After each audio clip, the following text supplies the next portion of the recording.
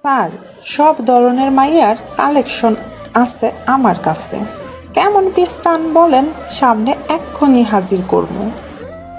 বয়স বেশি হওয়া যাবে না, 17-18 হলে বেস্ট। হাইট ফিগার একদম পারফেক্ট হতে হবে, চেহারা নর্মাল হতে হবে, আপনাদের মতো হলে হবে না। আমাগো মতো মানে? আপনাদের চেহারা স্পষ্ট ভেসে ওঠে আপনারা প্রস্টিটিউট। কথাটা শোনা মাত্রই এতক্ষণের হাসি মাখা মুখটাতে কালো ছায়া পড়ে গেল জোনাকি আক্তারের। কথাটা তার মোটেই পছন্দ হয়নি। মনে মনে গালি দিচ্ছে সে সোহানকে।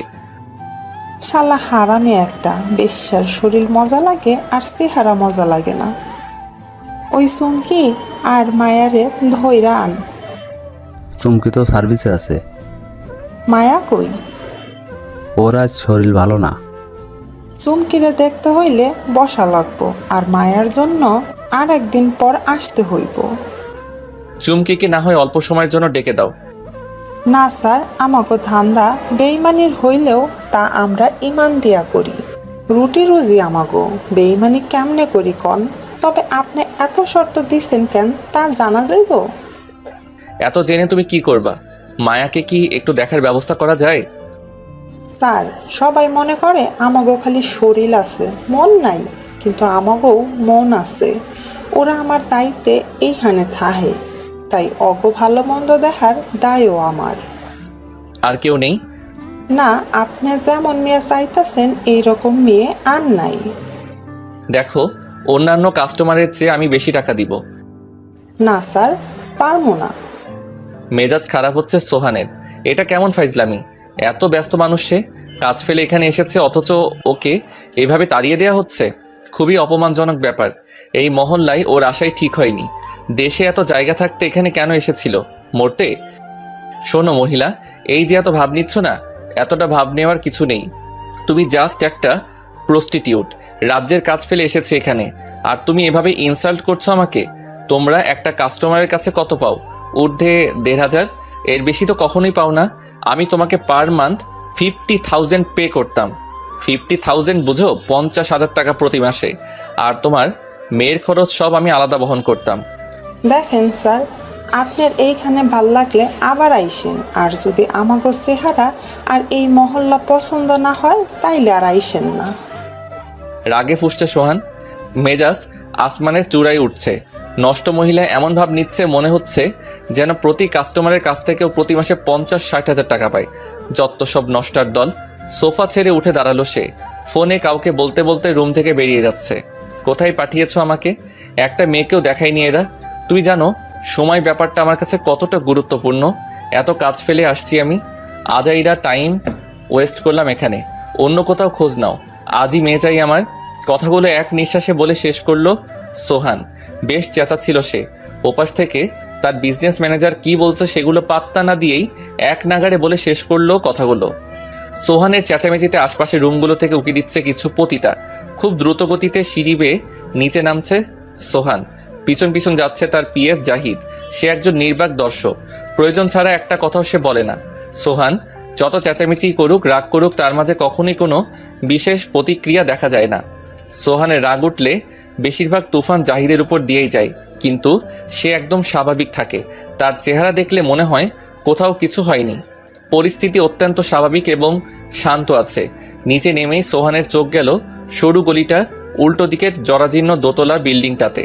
জানালার পাশে একটা মুখ দেখা যাচ্ছে গ্রিলের ফাঁক দিয়ে। চোখ আটকে গেছে সেখানে। মনে হচ্ছে আশেপাশে সবকিছু থমকে গেছে, সে নিজেও থমকে আছে। মেয়েটা এতক্ষণ ওর দিকে তাকিয়েছিল। সোহানের ঘোর কাটলো জানালার পাশ থেকে মেয়েটার সরে যাওয়ার পরপরই। ভীষণভাবে মনে ধরেছে মেয়েটাকে। এমন একটা মুখই সে খুঁজছিল। সোহানের সিক্স সেন্স বলছে এটাই মায়া, নামটার সাথে এই মুখটাই মানায়। জাহিদ, এক্ষুনি উপরে যাও, জোনাকিকে যে এই মেয়েটার কথা বলো, আমার ওকে পছন্দ হয়েছে। কত টাকা লাগবে জিজ্ঞেস করো যে। জাহিদ গেছে জোনাকির সাথে কথা বলার উদ্দেশ্যে, আর সোহান যাচ্ছে সেই মেয়েটাকে খুঁজে বের করতে। দোতলায় উঠে সেই রুমে যে দেখে মেয়েটি সেখানে নেই। রুম থেকে বেরিয়ে বাহিরের করিডোরে আশেপাশে চোখ বুলাচ্ছে, কোথাও নেই। কতক্ষণের মধ্যে হাওয়া হয়ে গেল নাকি? লম্বা করিডোর ধরে সামনের দিকে এগিয়ে যাচ্ছে সে। একটা রুমের দরজার পর্দা উঠছিল, পর্দার ফাঁক দিয়ে মেয়েটাকে দেখা যাচ্ছে। কেউ একজন তার চুল আশ্রয় দিচ্ছে। রুমে ঢুকে পড়ল সোহান। চমকে উঠল রুমে থাকা দুজন মানুষ। পা থেকে মাথা পর্যন্ত দেখছে মেয়েটাকে সে। এমন মেয়ে সে খুঁজছিল। আচ্ছা, তুমি কি মায়া? কোনো উত্তর দিচ্ছে না সে। ফ্যালফ্যাল করে তাকিয়ে আছে সোহানের মুখের দিকে। পাশে থাকা মহিলা এগিয়ে এসে বলল, আপনারে কি জোনাকি বাবু পাঠাইছে? স্যার, আমার মায়াটা অসুস্থ, আজকা সার্ভিস দিতে পারবো না। যেটা জিজ্ঞেস করেছি সেটার উত্তর দাও। এটাই কি মায়া? হ স্যার, কি হয়েছে ওর? 2 দিন ধরে তুমুল জ্বর আইছে স্যার। কাছে এগিয়ে এসে মায়ার কপালে হাত রাখলো সোহান। টেম্পারেচার সত্যি অনেক বেশি। ডক্টর দেখিয়েছো ওকে? না স্যার, আজকাল যাবো সামনের ফার্মেসিতে, ওইখানে একটা ডাক্তার বসে, ওনারা দেখামো। কিছু না বলে বেরিয়ে এলো সে। বাহিরে আসা মাত্রই জাহিদের মুখোমুখি হলো সোহান। উপরে জোনাকি রুমে এলো সোহান। মহিলা পায়ের উপর পা তুলে সোফায় বসে আছে। মহিলার সামনাসামনি চেয়ার টেনে বসলো সোহান। কত চাও? যা কইছেন তাই থাকবো। আমার কিছু শর্ত আছে। কি? ওকে অন্য কেউ ইউজ করতে পারবে না, শুধুমাত্র আমাকে সার্ভিস দিবে। আমি যখন যেখানে ডাকবো সেখানে ওকে পাঠাতে হবে। ঢাকার বাইরে আমি প্রায় যাই, দেশের বাইরেও যাই। আমি যেখানে যাব সেখানেও ওকেও নিয়ে যাব। ওর যাবতীয় খরচ আমি চালাবো, আর তোমার টাকা আলাদা দিব। এখন যা, ওকে রেডি হতে বলো, ওকে নিয়ে বাইরে যাব। স্যার, আজকে মাইয়াডারে সার্ভিসে দিব না, সেমনি অসুস্থ। সুস্থ হইলে যা খুশি কইরেন। ওকে ডক্টর দেখাতে নিয়ে যাচ্ছি, আর আমি টাকা দিচ্ছি। অতএব মুখ বন্ধ রাখো। আমি যা খুশি তাই করব, এখানে তোমার কিছু বলার নেই। টাকাটা তো এখনো পাই নাই। জাহিদ, ওকে আজকে টাকা দেওয়ার ব্যবস্থা করো। অফিসে কাউকে ফোন দিয়ে বলো টাকা নিয়ে আসতে। আর তুমি মায়ার কাছে খবর পাঠাও, ওকে বলো রেডি হতে। গাড়িতে বসে আছে সোহান, তার পাশে মায়া। হসপিটাল যাচ্ছে ওরা দুজন। জাহিদকে বসিয়ে এসেছে জোনাকির ওখানে। অফিসের একজন কর্মচারী টাকা নিয়ে আসবে সেখানে। জোনাকিকে টাকা বুঝিয়ে দিয়ে এরপর সেখান থেকে আসবে। এখনো পর্যন্ত কোনো কথা হয়নি তাদের মধ্যে। মায়াকে খুব অস্থির দেখাচ্ছে। একবার হেলান দিয়ে বসছে, আরেকবার সোজা বসছে। ব্যাপারটা লক্ষ্য করলো সোহান।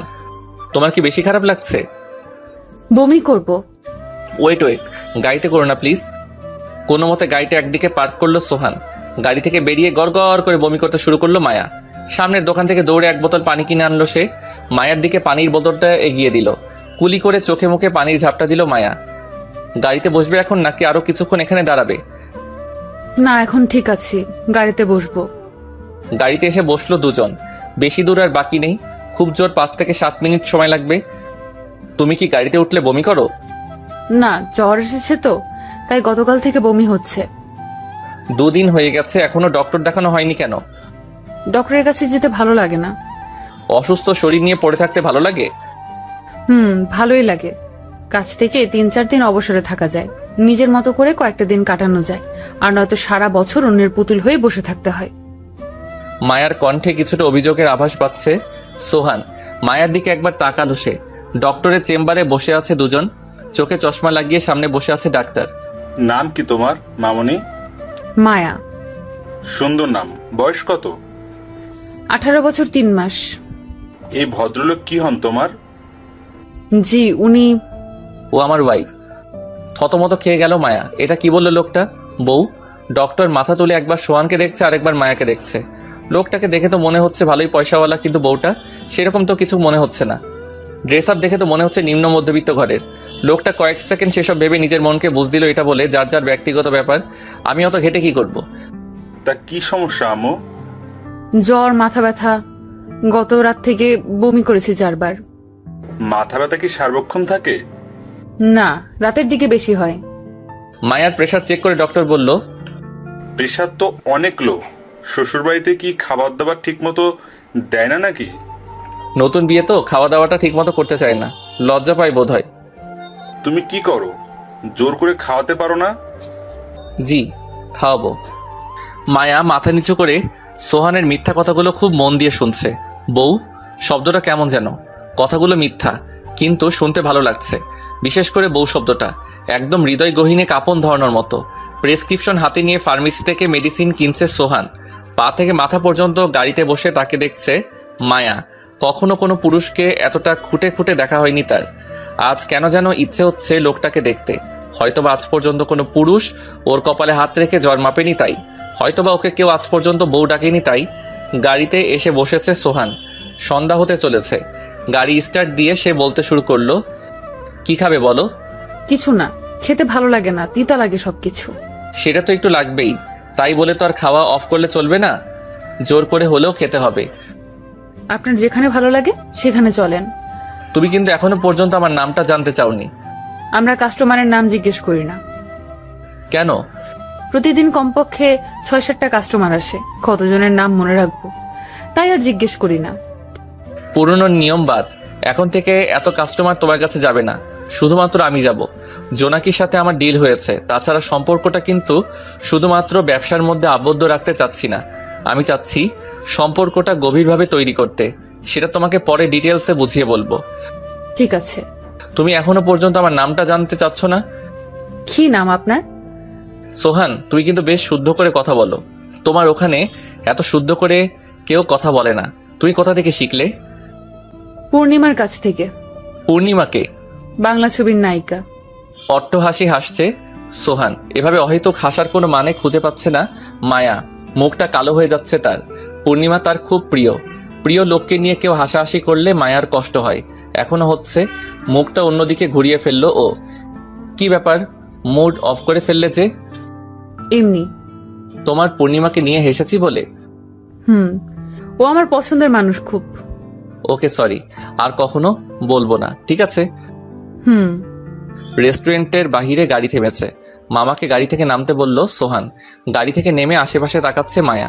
মেয়েগুলো কত স্মার্ট, ওর সাথে এই মেয়েগুলো কোনো দিক দিয়েই যাচ্ছে না। খুব সাদাসিধে জামা পরে আছে ও, একটু সাজগোজ নেই, বড্ড বেমানান লাগছে ওকে। কি হলো, দাঁড়িয়ে আছো কেন? ও ভেতরে যাবে কিনা বুঝে পাচ্ছে না। সোহান ওর মুখ দেখে বুঝে গেছে ওর ভিতরে কি চলছে। তুমি অনেক বেশি সুন্দর, এখন চলো ভিতরে। রেস্টুরেন্টের ভিতরে মুখোমুখি বসে আছে দুজন। কিছুক্ষণ আগেই ওয়েটার খাবার দিয়ে গেছে। সোহান লক্ষ্য করছে মায়া কাঁটা চামচ ছুরি দিয়ে ঠিকমতো খেতে পারছে না। ওপাশ থেকে চেয়ার ছেড়ে এপাশে চেয়ারে এসে বসলো সোহান। মায়ার হাত থেকে চামচ নিজের হাতে নিয়ে খাইয়ে দিচ্ছে মায়াকে।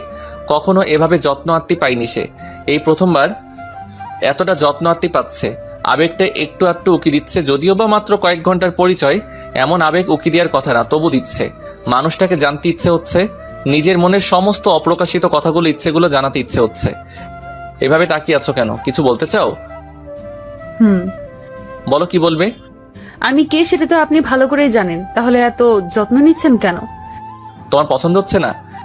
সেটা বলিনি, পছন্দ অবশ্যই হচ্ছে। যেহেতু পছন্দ হচ্ছে সেহেতু চুপচাপ যত্ন উপভোগ করো। এত কেন কেন করছো কেন? আপনার রাগ বেশি, তাই না? না, আমি যথেষ্ট ঠান্ডা মানুষ। তাহলে আমার সামান্য প্রশ্নে রেগে গেলেন কেন? আমি এমনই। তার মানে আপনি রাগী? তুমি অনেক কথা বলো। না, কিন্তু আজকে আপনার সাথে কথা বলতে ইচ্ছে হচ্ছে। তাই? পছন্দ হয়েছে আমাকে? পছন্দ হয়েছে। আপনার রাগটাকেও ভীষণ ভালো লেগেছে। বাহ, তাহলে তো সোনাই সোহাগা। হাজার ধমকালেও পালাবে না। জানো, জাহিদকে অনেক বকা দেই, বেচারা একটা টু শব্দ করে না। জাহিদ কে? ওই যে একটা ছেলেকে দেখলে না আমার সাথে, ওইটাই জাহিদ। আপনার বয়স কত? 30। আপনার তো বিয়ের বয়স হয়েছে, বিয়ে না করে আমার মতো মেয়ের পেছনে কেন ছুটছেন? বিয়ে করলে বুঝি পুরুষ মানুষরা তোমাদের পিছে ছুটে না? ছুটে, তবে বিয়ের 5-6 বছর পর সংসার করতে করতে তিতা হয়ে যায়, তখন আমাদের কাছে আসে। আর কতগুলো থাকে জাত লুচ্চা, ওগুলো বিয়ের পর দিনই চলে আসে আমাদের কাছে। আমি জাত লুচ্চা না, একজনকে নিয়ে থাকতেই পছন্দ করি, আর সংসার করে মনটাকে বিষিয়ে তুলতে চাই না, তাই তোমার কাছে আসা। সবাই তো খারাপ হয় না। ম্যাক্সিমাম মেয়ে মানুষই এমন তেনা পেঁচানো টাইপের হয়। 3 জনই সাথে প্রেম করেছি, 3টাই একই স্বভাবের ছিল। অহেতুক ঘ্যানর ঘ্যানর করো তো, কিছু থেকে কিছু হলেই ব্রেকআপ করবো, সুইসাইড করবো, হাত কাটবো। উফ, কি যে পেইন দিত মেয়েগুলো। আপনি না একটু আগে বললেন একজনকে নিয়েই থাকতে পছন্দ করেন, তাহলে 3 জন আসলো কেমন করে? একসাথে তো 3 জনের সাথে প্রেম করিনি। যখন যার সাথে প্রেম করেছি তখন তাকে নিয়েই পড়ে থেকেছি, অন্য কোথাও নজর দেইনি। আমি যথেষ্ট লয়াল পারসন। প্রতিটা প্রেমের ইতি টানার পর নতুন প্রেমে জড়ানোর আগে 6 মাস করে সময় নিয়েছি। সময় কেন নিয়েছেন? ওদেরকে পুরোপুরি ভোলার জন্য। ঠিক এই মুহূর্তে সোহানের কথায় মায়ার মনে হচ্ছে, একটা মানুষ জীবনে কয়টা প্রেম করতে পারে? যেহেতু একজনকে ভোলার জন্য 6 মাস সময় লেগেছে, তার মানে প্রেম গভীর ছিল। যেহেতু গভীর ছিল, তাহলে ছেড়ে দিল কেন? নাকি মেয়েগুলো ছেড়ে চলে গেছে? সম্পর্ক কেন ভেঙেছিল? প্রথম দুটো আমি ভেঙেছি। সারাদিন লাগাতার প্যান প্যানানি অভিযোগ চলতেই থাকতো। এই দুইটার আর শেষেরটা আমার রাগটা হজম করতে পারিনি। যখনই বকতাম তখনই কাঁদতো, আর কি জানি বলতো। ওর কান্নার জন্য কথাগুলো স্পষ্ট বুঝতাম না, তখন আরো বকা দিতাম। শেষমেশ ইচ্ছে মতো অভিশাপ দিয়ে ব্রেকআপ করে ফেলেছে। আপনি কি গালিও দেন? হ্যাঁ দেই। সবচেয়ে বেশি গালি খায় জাহিদ আর আমার ম্যানেজার, আর ওদের চেয়েও বেশি গালি খেয়েছে আমার প্রথম প্রেমিকা। গালি দেওয়ার টাইমে কিন্তু কখনো প্রতিবাদ করিনি। আমি ঠান্ডা হওয়ার পর আমাকে ধোলাই দিত, তখন আমি ফোন কান থেকে সরিয়ে রাখতাম। এরপর উল্টো আমাকেই সরি বলতো। মাঝে মাঝে অতিষ্ঠ হয়ে বলতো আমি মরে যাব। একবার এক ক্লায়েন্টের উপর মেজাজ খারাপ হয়েছিল খুব। ক্লায়েন্টের ঝাল ওর উপর ঝেড়েছি। সেদিন রাতে এই মেয়ে বিষ খেলো। ওর বাবা আমার উপর মামলা দিল। এরপর আর কি, ব্রেকআপ করে দিলাম। আপনি জেলও খেটেছেন? না, টাকা দিয়ে মামলা তুলেছি। এরপর ওই মেয়ে যোগাযোগ করতে চায়নি? করেছে, আমি পাত্তা দেইনি। কয়দিন ওর বাপ মা বিয়ে দিয়ে দিল ওকে। এখন 2 বাচ্চার মা, বেশ ভালোই আছে। এবার আসি সেকেন্ড গার্লফ্রেন্ড প্রসঙ্গে। এটা তো একদম গালির উপর পিএইচডি করা ছিল। আমি একটা দিলে ও দিত 5টা। সবচেয়ে বেশি জ্বালিয়েছে এই মেয়েটা। মারাত্মক প্যান প্যানানি স্বভাবের ছিল। সারাক্ষণ এটা করনি কেন, ওটা করনি কেন, ফোন দিতে লেট করলে কেন, এগুলো চলতেই থাকতো। প্রতিটা দিন এই মেয়ের সাথে ঝগড়া হতো। শেষমেশ এটাকে বাদ দিলাম। ঠান্ডা ঝামেলা ছাড়া মেয়ে মানুষ আমার খুব পছন্দ। আপনি কি আমাকেও গালি দিবেন? সেটা পরিস্থিতি নির্ভর। জোনাকি বাবুর সাথে কতদিনের চুক্তি করেছেন? সময় ফিক্স করিনি। আপনার ঘরে কে কে আছে? ঢাকার বাসায় আমি একা থাকি। 2 জন সার্ভেন্ট আছে। ফ্যামিলি চিটাগাং থাকে। ওখানে মা বাবা আর ছোট ভাই আছে। বাবা ওখানকার অফিস দেখে, আর আমি এখানকার। আপনার পরিবার যদি জানে আপনি আমার মতো মেয়ের কাছে আসবেন, ওনারা বকবে না? ফ্যামিলিটা আমার পছন্দ না। আসলে এটা ফ্যামিলি না। সবাই সবার প্রয়োজনের তাগিদে সবাইকে ব্যবহার করেছি। ছোট থেকে দেখে আসছি মা বাবা কুকুর বিড়ালের মতো ঝগড়া লেগে থাকে। দুজনেরই পরকীয়া চলছে বহু বছর আগে থেকে। কয়েকবার এদের দুজনকে বলেছি তোমরা ডিভোর্স নিয়ে নাও। এভাবে আমাকে সালমানকে টর্চার করো না। ওনারা ডিভোর্স নেবে না, এইভাবেই চলবে। আমরা 2 ভাই আয়ের হাতে বড় হয়েছি। বাবা মাকে খুব কমই কাছে পেয়েছি। বাবার সাথে ব্যবসায়িক কথা ছাড়াও কোনো কথা হয় না। মায়ের সাথে লাস্ট কথা হয়েছে 15 দিন আগে। বেশিরভাগ কথা হয় ছোটটার সাথে। ও বেশিরভাগ ফোন করে। মাঝে মাঝে আমার এখানে এসে থাকে। আমি তেমন একটা যাই না ওখানে, শান্তি লাগে না। ওই বাড়িতে ঢোকা মাত্রই অশান্তি শুরু হয়ে যায় আমার। মায়া খুব মন দিয়ে সোহানের কথাগুলো শুনছে। লোকটার বাপ মা থেকেও নেই, আর ওর বাবাকে সেটা ওর জানা নেই। কি অদ্ভুত দুনিয়া, কেউ পায় না আর কারো কারো থেকেও নেই। আচ্ছা মায়া, ওইটা কি তোমার মা ছিল? ওই যে চুল আশ্রয় দিচ্ছিল যে? উনিও কি তোমার মতোই? হ্যাঁ, আমি জন্মসূত্রে পতিতা। আমার মা 15 বছর বয়সে আমাকে জন্ম দেয়। চেয়েছিল ওখান থেকে আমাকে নিয়ে পালিয়ে যাবে, পারিনি। আম্মার ডিমান্ড ছিল বেশি। আম্মাকে ওনারা ছাড়েনি। ক্লাস 8ম পর্যন্ত পড়েছি। এরপর আমাকেও এই কাজে নামিয়ে দিল। আম্মা বলতো আমাকে পালিয়ে যেতে। 2 বার ক্লাস ফাঁকে দিয়ে পালিয়েছিলামও। ঘন্টাখানেক বাদে ফিরে এসেছি মায়ের কথা ভেবে। মা তো একা হয়ে যাবে, আমি বা যাব কোথায়? রাস্তার লোকেরাও তো কেমন করে যেন তাকায়। তবে দেখলাম ভেতরে যেও লাভ নেই, এর চেয়ে ভালো মায়ের কাছে যাই।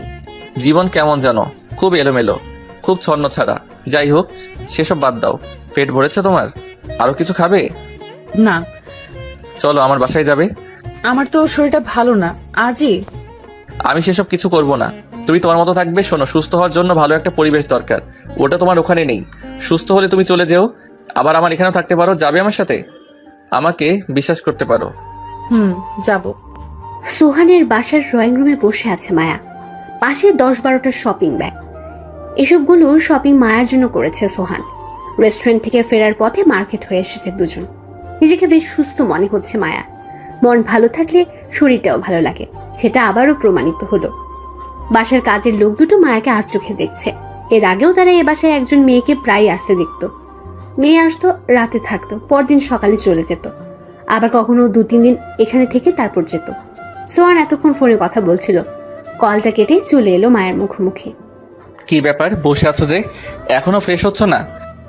বাথরুমটা কোন দিকে? ও, আমার সাথে এসো। বাসায় পরার জন্য কিছু প্লাজো, গেঞ্জি আর স্কার্ট কিনে দিয়েছে সোহানকে। ব্যাগ থেকে একটা গেঞ্জি আর স্কার্ট হাতে নিয়ে সোহানের পিছু পিছু যাচ্ছে মায়া। একটা রুমে এসে লাইট জ্বালালো সোহান। সুন্দর সাজানো গোছানো একটা রুম। রুমে এসে আঙ্গুল দিয়ে ওয়াশরুমটা দেখে সোহান বলল, ওটা ওয়াশরুম। ফেস ওয়াশ, সাবান সব রাখা আছে। গিয়ে ফ্রেশ হয়ে এসো যাও। আমি এই রুমে আছি, কিছু লাগলে আমাকে বলো। মায়া কিছু না বলে ওয়াশরুমে চলে গেল। জাহিদের নাম্বারে ডায়াল করলো সোহান। জোনাকিকে বলেছো মায়া যে আমার এখানে থাকবে 3-4 দিন?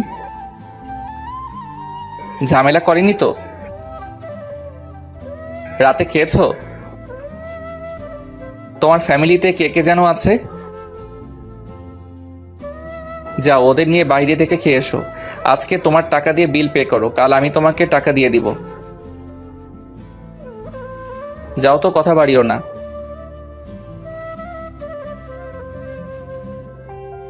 কি রান্না করেছো আজ ঘরে?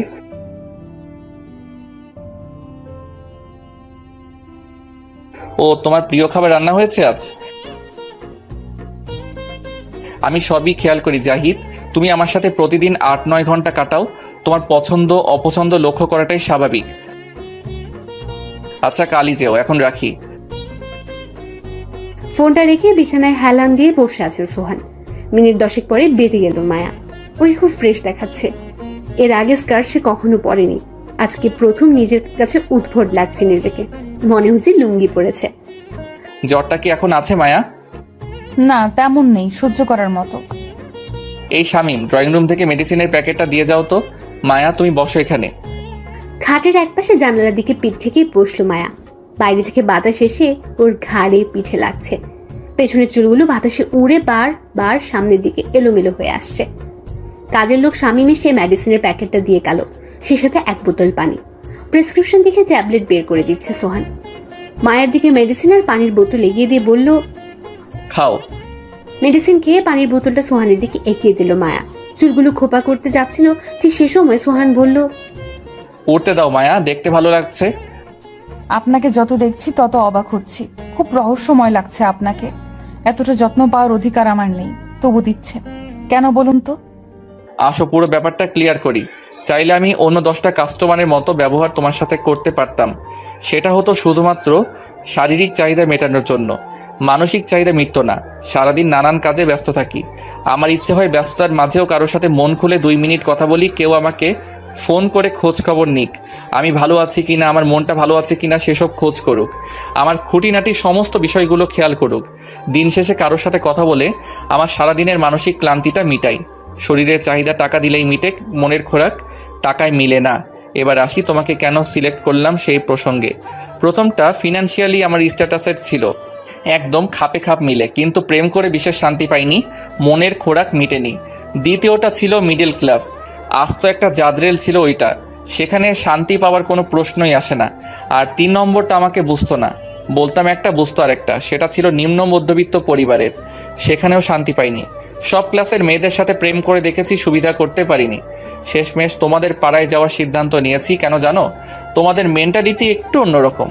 তোমরা সহজে কঠিন ব্যাপার হজম করতে পারো। তোমাদের কাছে প্রতিদিন কমপক্ষে 7-8টা কাস্টমার আসে, এক কাস্টমার এক রকম, কাউকে তোমাদের পছন্দ হয় আর কাউকে হয় না, তবু তাদের শুয়ে পড়ো তোমরা। ব্যাপারটা যথেষ্ট ধৈর্যের। চাইলেই যার তার সাথে শুয়ে পড়া যায় না, যাকে ভালো লাগে না তার সাথে ইন্টিমেট হওয়াটা খুবই পীড়াদায়ক কাজ। তোমরা কাজটা বেশ হাসি মুখে সামাল দাও। তাছাড়া প্রতিদিন 7-8 জনের সাথে ইন্টিমেট হওয়াটা কোনো মুখের কথা না, যথেষ্ট কষ্টের কাজ, তবু তোমরা করো। যেই মেয়ে হাসি মুখে এই কঠিন ব্যাপারগুলো সামাল দিতে জানে, সে আরও অনেক কিছুই সামাল দিতে পারবে। একজন পুরুষের মনের খোরাক হাসি মুখে মেটানো তাদের পক্ষে কোনো ব্যাপার না। তুমি যেমন ভালোবাসার কাঙাল, তেমনি আমিও। তুমি এখানে একদম আমার বউয়ের মতো করেই থাকবে। ধরে নাও এটা তোমার সংসার। তুমি জাস্ট আমার ছোট বড় সমস্ত ব্যাপারগুলো, ভালো লাগা মন্দ লাগাগুলোকে দেখবে। আর প্লিজ কখনো কোনো বিষয় নিয়ে প্যান করতে পারবে না। আমি হাজার বকা দিলেও কখনো আমার সাথে রাগ করতে পারবে না। তুমি কি রাজি?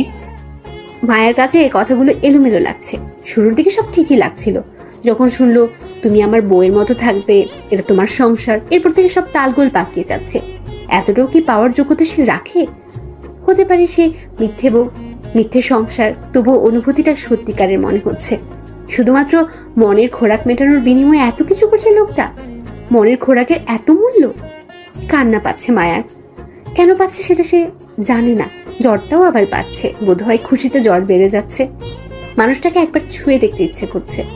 বড্ড দ্বিধা দ্বন্দ্বে ভুগছে মায়া। সে কি একবার মানুষের হাত ধরে আবদার করবে? একটাবার চোখে মুখে আলতো করে ছুঁয়ে দেখতে চাইবে? সোহানের দিকে এগিয়ে এসে বসলো মায়া। 7-5 ভাবতে ভাবতে বলেই ফেললো, আমি আপনার হাতটা একটু ধরি। সোহান মুচকি হেসে হাত বাড়িয়ে মায়ের হাতটা ধরলো। হাত প্রচন্ড রকমের গরম ছিল মায়ের। সোহান টের পাচ্ছে মায়ার জ্বরটা আবার বেড়েছে। কপালে হাত রেখে দেখলো সত্যি জ্বর বেড়ে গেছে। মায়া, তোমার তো জ্বর আবার বাড়ছে, তুমি শুয়ে পড়ো আর রাত জেগো না। আপনি আমার হাতটা একটু ধরে রাখবেন প্লিজ? আমি ঘুমিয়ে গেলে আপনি হাতটা ছেড়ে দিয়েন। আপনাকে সারা রাত এখানে বসতে হবে না। ঠিক আছে, আমি আছি, তোমার হাত ছাড়বো না, তুমি ঘুমাও। না না, সারা রাত ধরে রাখতে হবে না, আপনি ঘুমান। হয়েছে, থামো, আমি বুঝেছি, এখন চোখ বন্ধ করো তো। সোহান এক হাতে মায়ের হাত ধরে রেখেছে আর এক হাতে ফেসবুকিং করছে। মায়ের দু চোখ প্রচন্ড রকমের ঘুম ভর করেছে। বহু বছর এমন চোখ জড়ানো ঘুম পাচ্ছে তার। এই ব্যবসার নামার পর থেকে এভাবে কখনো ঘুম ভর করেনি ওর চোখে। মিনিট দশকের মধ্যেই ঘুমিয়ে পড়লো মায়া। মায়া ঘুমিয়ে গেছে টের পেয়ে খুব সাবধানে নিজের হাতটা ছাড়িয়ে রুম থেকে বেরিয়ে এলো সে। নিজের রুমে এসে জানালার পাশে দাঁড়িয়ে আছে। ড্রেসিং টেবিলের উপর থাকা সিগারেটটা মুখে দিয়ে জ্বালালো। অন্ধকারে ধোঁয়াগুলো দেখা যাচ্ছে না, কিন্তু পুরো রুমে বিশ্রী গন্ধ ছড়াচ্ছে ঠিকই। সিগারেট বেশি একটা খাওয়া হয় না সোহানের। খুব বেশি মন খারাপের মুহূর্তগুলোতে সে একটা দুটো সিগারেট ধরায়। মনটা আজও তার খারাপ। আজ তার 30তম জন্মদিন ছিল। কেউ তাকে জন্মদিনের শুভেচ্ছা জানায়নি, শুধুমাত্র সালমান ছাড়া। যারা জন্ম দিয়েছে তাদেরও বড় ছেলের জন্মদিন মনে নেই। ফেসবুকে তার আসল জন্ম তারিখটা দেয়া নেই, যেটা আছে সেটা হচ্ছে ভুয়া। আত্মীয় বন্ধুরা নোটিফিকেশন পেয়ে সেই মিথ্যে দিনই তাকে শুভেচ্ছা জানায়, খুব আন্তরিকতার সাথে। সব মিথ্যে, আত্মীয় বন্ধুরা মিথ্যে, জন্মদিনটাও মিথ্যে, তাদের আন্তরিকতাগুলোও মিথ্যে। সবাই সোহানের সত্যিকারের জন্মদিন ভুলে গেছে, কেউ মনে রাখেনি, মনে রাখার প্রয়োজনটা বোধ করে না। গভীর ভালো সম্পর্ক কার সাথে আছে তার মনে পড়ছে না কারো নাম। প্রাণপণ চেষ্টা চালাচ্ছে সোহান। কে আছে তার এমন প্রাণের বান্ধব যে তাকে মন থেকে পছন্দ করে? সালমান ছাড়া আপাতত খুঁজে পাচ্ছে না। অন্য 10টা মানুষের মতো তারও খুব ইচ্ছে হয় কেউ রাত 12টা 1 মিনিটে অনেকগুলো ফুল চকলেট হাতে নিয়ে ওর দরজায় কলিং বেল চাপুক। এরপর সে এসে দরজা খুলে দেখবে কেউ একজন হাসি মুখে ফুল চকলেটগুলো ওর দিকে এগিয়ে দিয়ে বলবে, happy birthday Sohan, many many happy Returns of the day. এরপর সে চোখে মুখে একরাশ খুশি এবং বিস্ময় নিয়ে সামনে দাঁড়িয়ে থাকা মানুষটাকে থ্যাঙ্কস জানাবে। এই স্বপ্নটা স্বপ্নই রয়ে গেছে তার, আজ অবধি বাস্তবায়ন হয়নি। 3 জন প্রেমিকার একজনও কখনো 12টা 1 মিনিটে তাকে উইশ করেনি। বরাবরই তারা 10-15 মিনিট লেট ছিল। এই নিয়ে সোহানের ক্ষোভ শেষ ছিল না। এ ক্ষোভে সে কোনো প্রেমিকার সাথে তার জন্মদিনে দেখা করতো না। আজ সে দেশে একজনের কাছ থেকে জন্মদিনের শুভেচ্ছা নিতে ইচ্ছে হচ্ছে। মানুষটা হচ্ছে মায়া। জন্মদিনটা এখনো শেষ হয়নি, এখনো আধা ঘন্টা সময় আছে। সোহানের মনে হচ্ছে ইচ্ছেটা পূরণ করা উচিত। হাতে থাকা সিগারেটটা ফেলে দিয়ে মায়ার রুমে গেল সোহান। বেগুড়ে ঘুমাচ্ছে মায়া। সবুজ রঙের ডিম লাইটে ওর মুখটা স্পষ্ট দেখা যাচ্ছে। দেখে মনে হচ্ছে বহু বছর ধরে জমানো ঘুমটা আজ ঘুমাচ্ছে মায়া। এত আরামের ঘুমটা ভেঙে দেওয়া কি ঠিক হবে? ডাকতে যেও আর ডেকে তোলেনি সোহান। রুম থেকে বেরিয়ে এসেছে। না, আর ভেবে কাজ নেই, জন্মদিন তো চলেই গেছে। কে উইশ করলো আর কে উইশ করলো না সেসব ঘেটে লাভ নেই, শুধু শুধু মন খারাপ হবে। যেখানে নিজের বাবা মায়েরই মন থাকে না সেখানে অন্যের কাছে আশা করাটা বোকামি। সবার ভাগ্যে সব থাকে না, ওর ভাগ্যে আন্তরিকতা, টান এসব নেই। এসব ভাবতে ভাবতে পাশে থাকা গোলবালিশটা জড়িয়ে ধরে চোখ বন্ধ করে শুয়ে গেল সোহান। প্রতি বছর সে এভাবেই নিজের মনকে সান্ত্বনা দিতে দিতে ঘুমিয়ে পড়ে। পরদিন সকালে উঠে আগের দিনের শুভেচ্ছা না পাওয়ার কষ্টটা সে ভুলে যায়। কাল সকালেও হয়তো তাই হবে। ভোরের আলো ফুটতে শুরু করেছে। মায়ার জানালা ভেদ করে আলো ওর মুখে এসে পড়ছে। ঘুমটা ভেঙে যাচ্ছে একটু একটু করে। আটখোলা চোখে আশপাশে দেওয়ালগুলো দেখছে মায়া। দেওয়ালগুলো অপরিচিত, এটা কোথায়? চোখ জোড়া কষলে নিয়ে ভালো করে চোখ মিলে তাকালো মায়া। এতক্ষণে দেওয়ালটা পরিচিত লাগছে, এটা সোহানের বাসা। এত বছর একটা রুমকে ঘুম থেকে উঠে দেখছে সে। আজ রুমটা ভিন্ন। তাই ঘুম থেকে উঠে অভ্যাসবশত সেই রুমটা দেখতে চেয়েছিল মায়া। হুট করে নতুন বাসাটা চিনতে পারেনি সে। বিছনা ছেড়ে উঠে দাঁড়ালো মায়া। গত রাতের ছোট ছোট গাছগুলো চোখে পড়েনি মায়ার। গাছে তাজা ফুল ফুটেছে। সকাল সকাল চোখের সামনে তাজা ফুল দেখলে মন এমনিতে ভালো হয়ে যায়। ব্যালকনিতে যে ফুলগুলো ঘেটে ঘেটে দেখছে মায়া। এর আগে ওর পাড়াতে 2বার ফুল গাছ কিনে এনেছিল। 2বারই গাছ মরে গেছে। ওর মা বলেছিল এটা নষ্ট কুলি, এখানে ভালো জিনিস টিকে না। এরপর আর গাছ কিনে নিও। পেছন থেকে সোহানের গলার আওয়াজ পেয়ে চমকে গেল মায়া। কি ব্যাপার, এভাবে লাফিয়ে উঠলে কেন? না, হঠাৎ ডাকলেন তো তাই। চা পছন্দ নাকি কফি? কফি তো কখনো খেয়ে দেখিনি, খেলে বলতে পারবো কোনটা বেশি ভালো।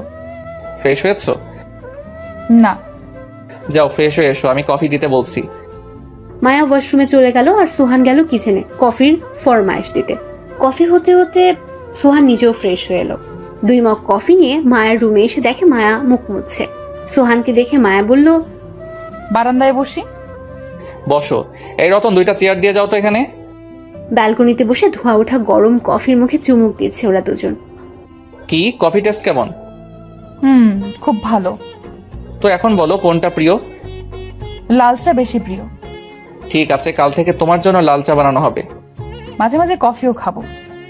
ঠিক আছে, এখন শোনো, আমি চাচ্ছিলাম তোমাকে উন্মুক্ত স্কুলে ভর্তি করাবো। আমি চাচ্ছি পড়াশোনাটা আবার কন্টিনিউ করো তুমি। বাসায় তোমার জন্য টিচার রেখে দিব, তোমাকে এসে পড়াবে। আর ইংলিশ শেখানোর জন্য আলাদা টিচার রাখবো, সে তোমাকে ইংলিশে কথা বলা শিখাবে। মায়ের মনে হচ্ছে সে আকাশ ভেঙে নিচে পড়ে যাবে। পড়ালেখা আবার? ঠিক শুনছে তো? আপনি আমাকে পড়াবেন? কেন, পড়তে চাও না?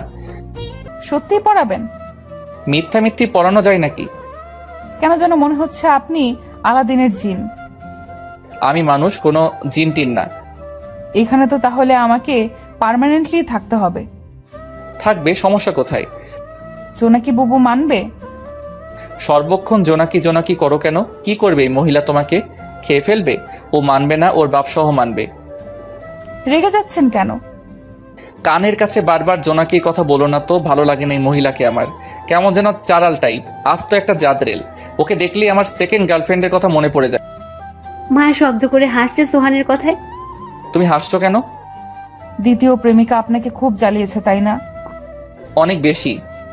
আপনার মুখ দেখলেই বোঝা যায়। ওর কথা বলার সময় আপনার মুখটা দেখার মতো হয়। মজা লাগছে খুব, তাই না? খুব বেশি। তোমাকে নিয়ে স্টুডিওতে যাবো আজকে। তোমার পাসপোর্ট আর স্ট্যাম্প সাইজ ছবি তুলতে হবে। কেন? তোমার স্কুল ভর্তি আর পাসপোর্ট বানানোর জন্য লাগবে। আমার পাসপোর্ট? কেন? আমি বছরে 2-3 বার দেশের বাইরে যাই, তোমাকে সঙ্গে করে নিয়ে যাবো এজন্য। এই মুহূর্তে সত্যি সত্যি সোহানকে আলাদিনের জিন মনে হচ্ছে মায়ার। মনে হচ্ছে এটা একটা স্বপ্ন। কিছুক্ষণ পরে বোধ হয় স্বপ্নটা ভেঙে যাবে। বিকাল হয়েছে।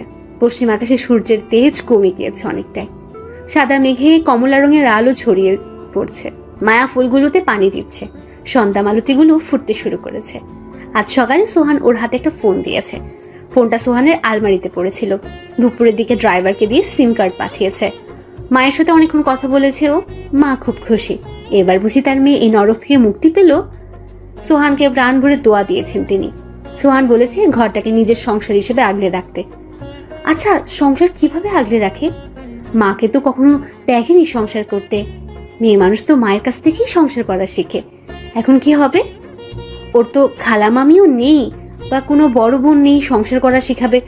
তবে কি সংসার সামলানোর ক্ষেত্রে 0 মার্কস পাবে? না না, 0 পেলে কি চলবে নাকি? একজন লোক শখ করে ওকে সংসারের দায়িত্ব দিয়েছে, তার শখটা তো পূরণ করতেই হবে। কিভাবে সংসার শুরু করা যায়? রান্না করে নাকি ঘর পরিষ্কার করে? আজ শুরুটা না হয় রান্না দিয়ে হোক। সোহানকে ফোন করে জিজ্ঞেস করা দরকার সে কি খেতে চায়। সোহানের নাম্বারে ডায়াল করলো মায়া। মায়া, বলছিলাম মানে রাতে আমি রান্না করব।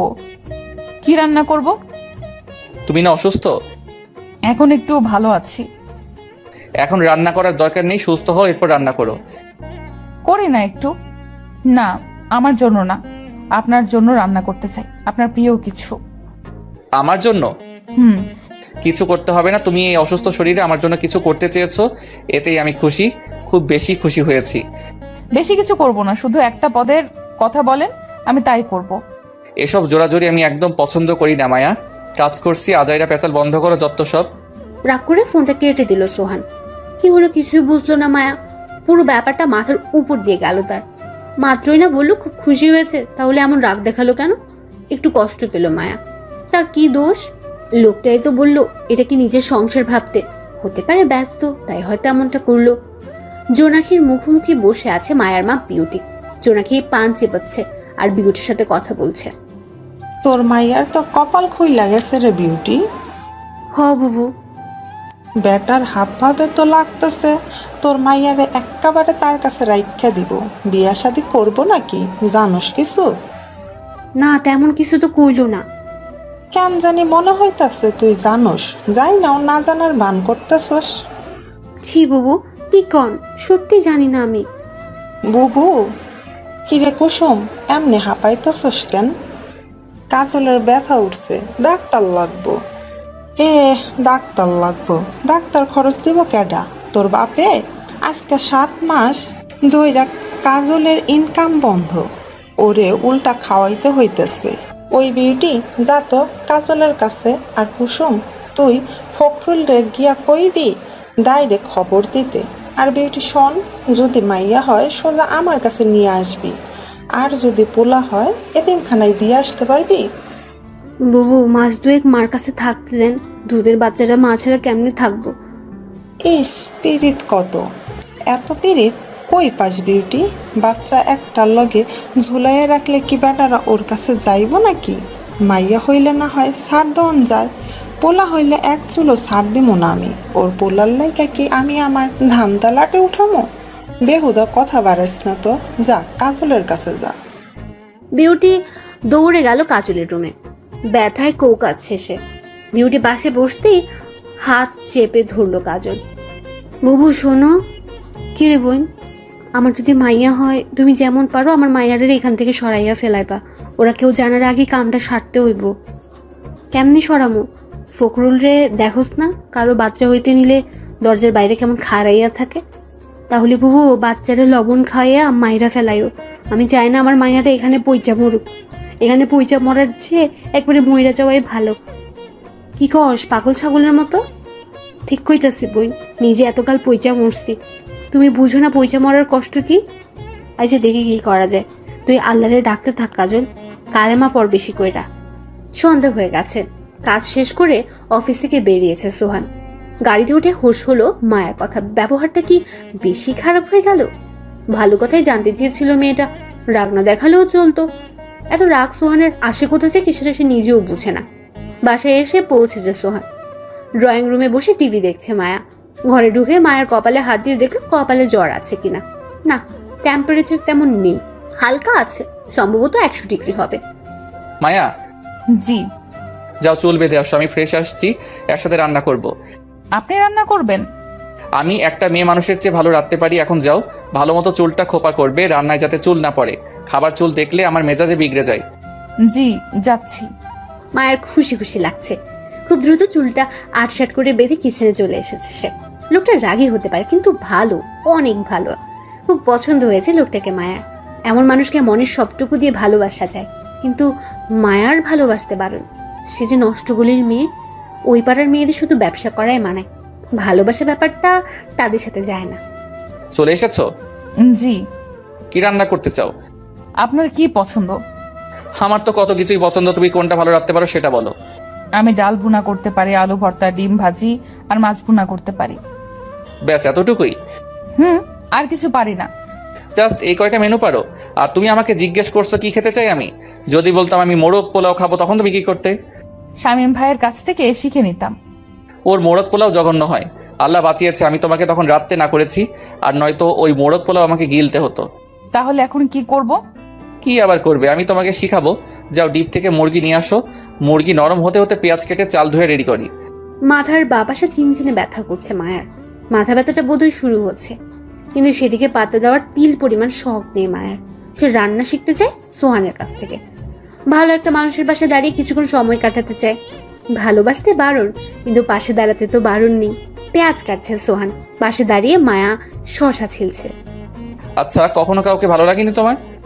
না, সবাই এক ধাঁচের ছিল, কিন্তু হুট করে একজনকে ভালো লাগতে শুরু করেছে। আমাকে? মনে হয় ভালো লাগার মানুষটা নিঃসন্দেহে আমি, সেটা তোমার মুখ দেখেই বোঝা যায়। এবং সেটা আমি গত রাতে টের পেয়েছি যখন তুমি আমাকে বলেছো আমার হাত ধরে তুমি ঘুমাতে চাও। কারো হাত ধরে ঘুমানোর অর্থ জানো? অর্থটা হচ্ছে পাশের মানুষের মধ্যে তুমি নির্ভরতা খুঁজে পাচ্ছ। সোহান মায়ের প্লেটে খাবার বেড়ে দিচ্ছে। খুব সুন্দর ঘ্রাণ বেরোচ্ছে খাবার থেকে। মায়া, নাও শুরু করো। আপনি খাবেন না?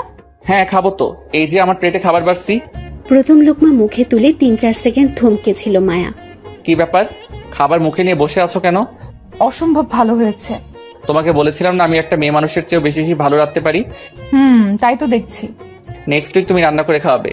আমি জাস্ট তোমাকে এটা সেটা এগিয়ে দিয়ে হেল্প করব, কিন্তু রেসিপিটি বলবো না। ঠিক আছে। কাল থেকে প্রতিদিন তোমাকে 1-2 করে রান্না শিখাবো। আপনি ব্যস্ত মানুষ, আপনার কি সময় হবে রান্না শেখানোর? এসব আমি তোমার জন্য না, যতটুকু করছি তার চেয়ে বেশি করছি আমার নিজের জন্য।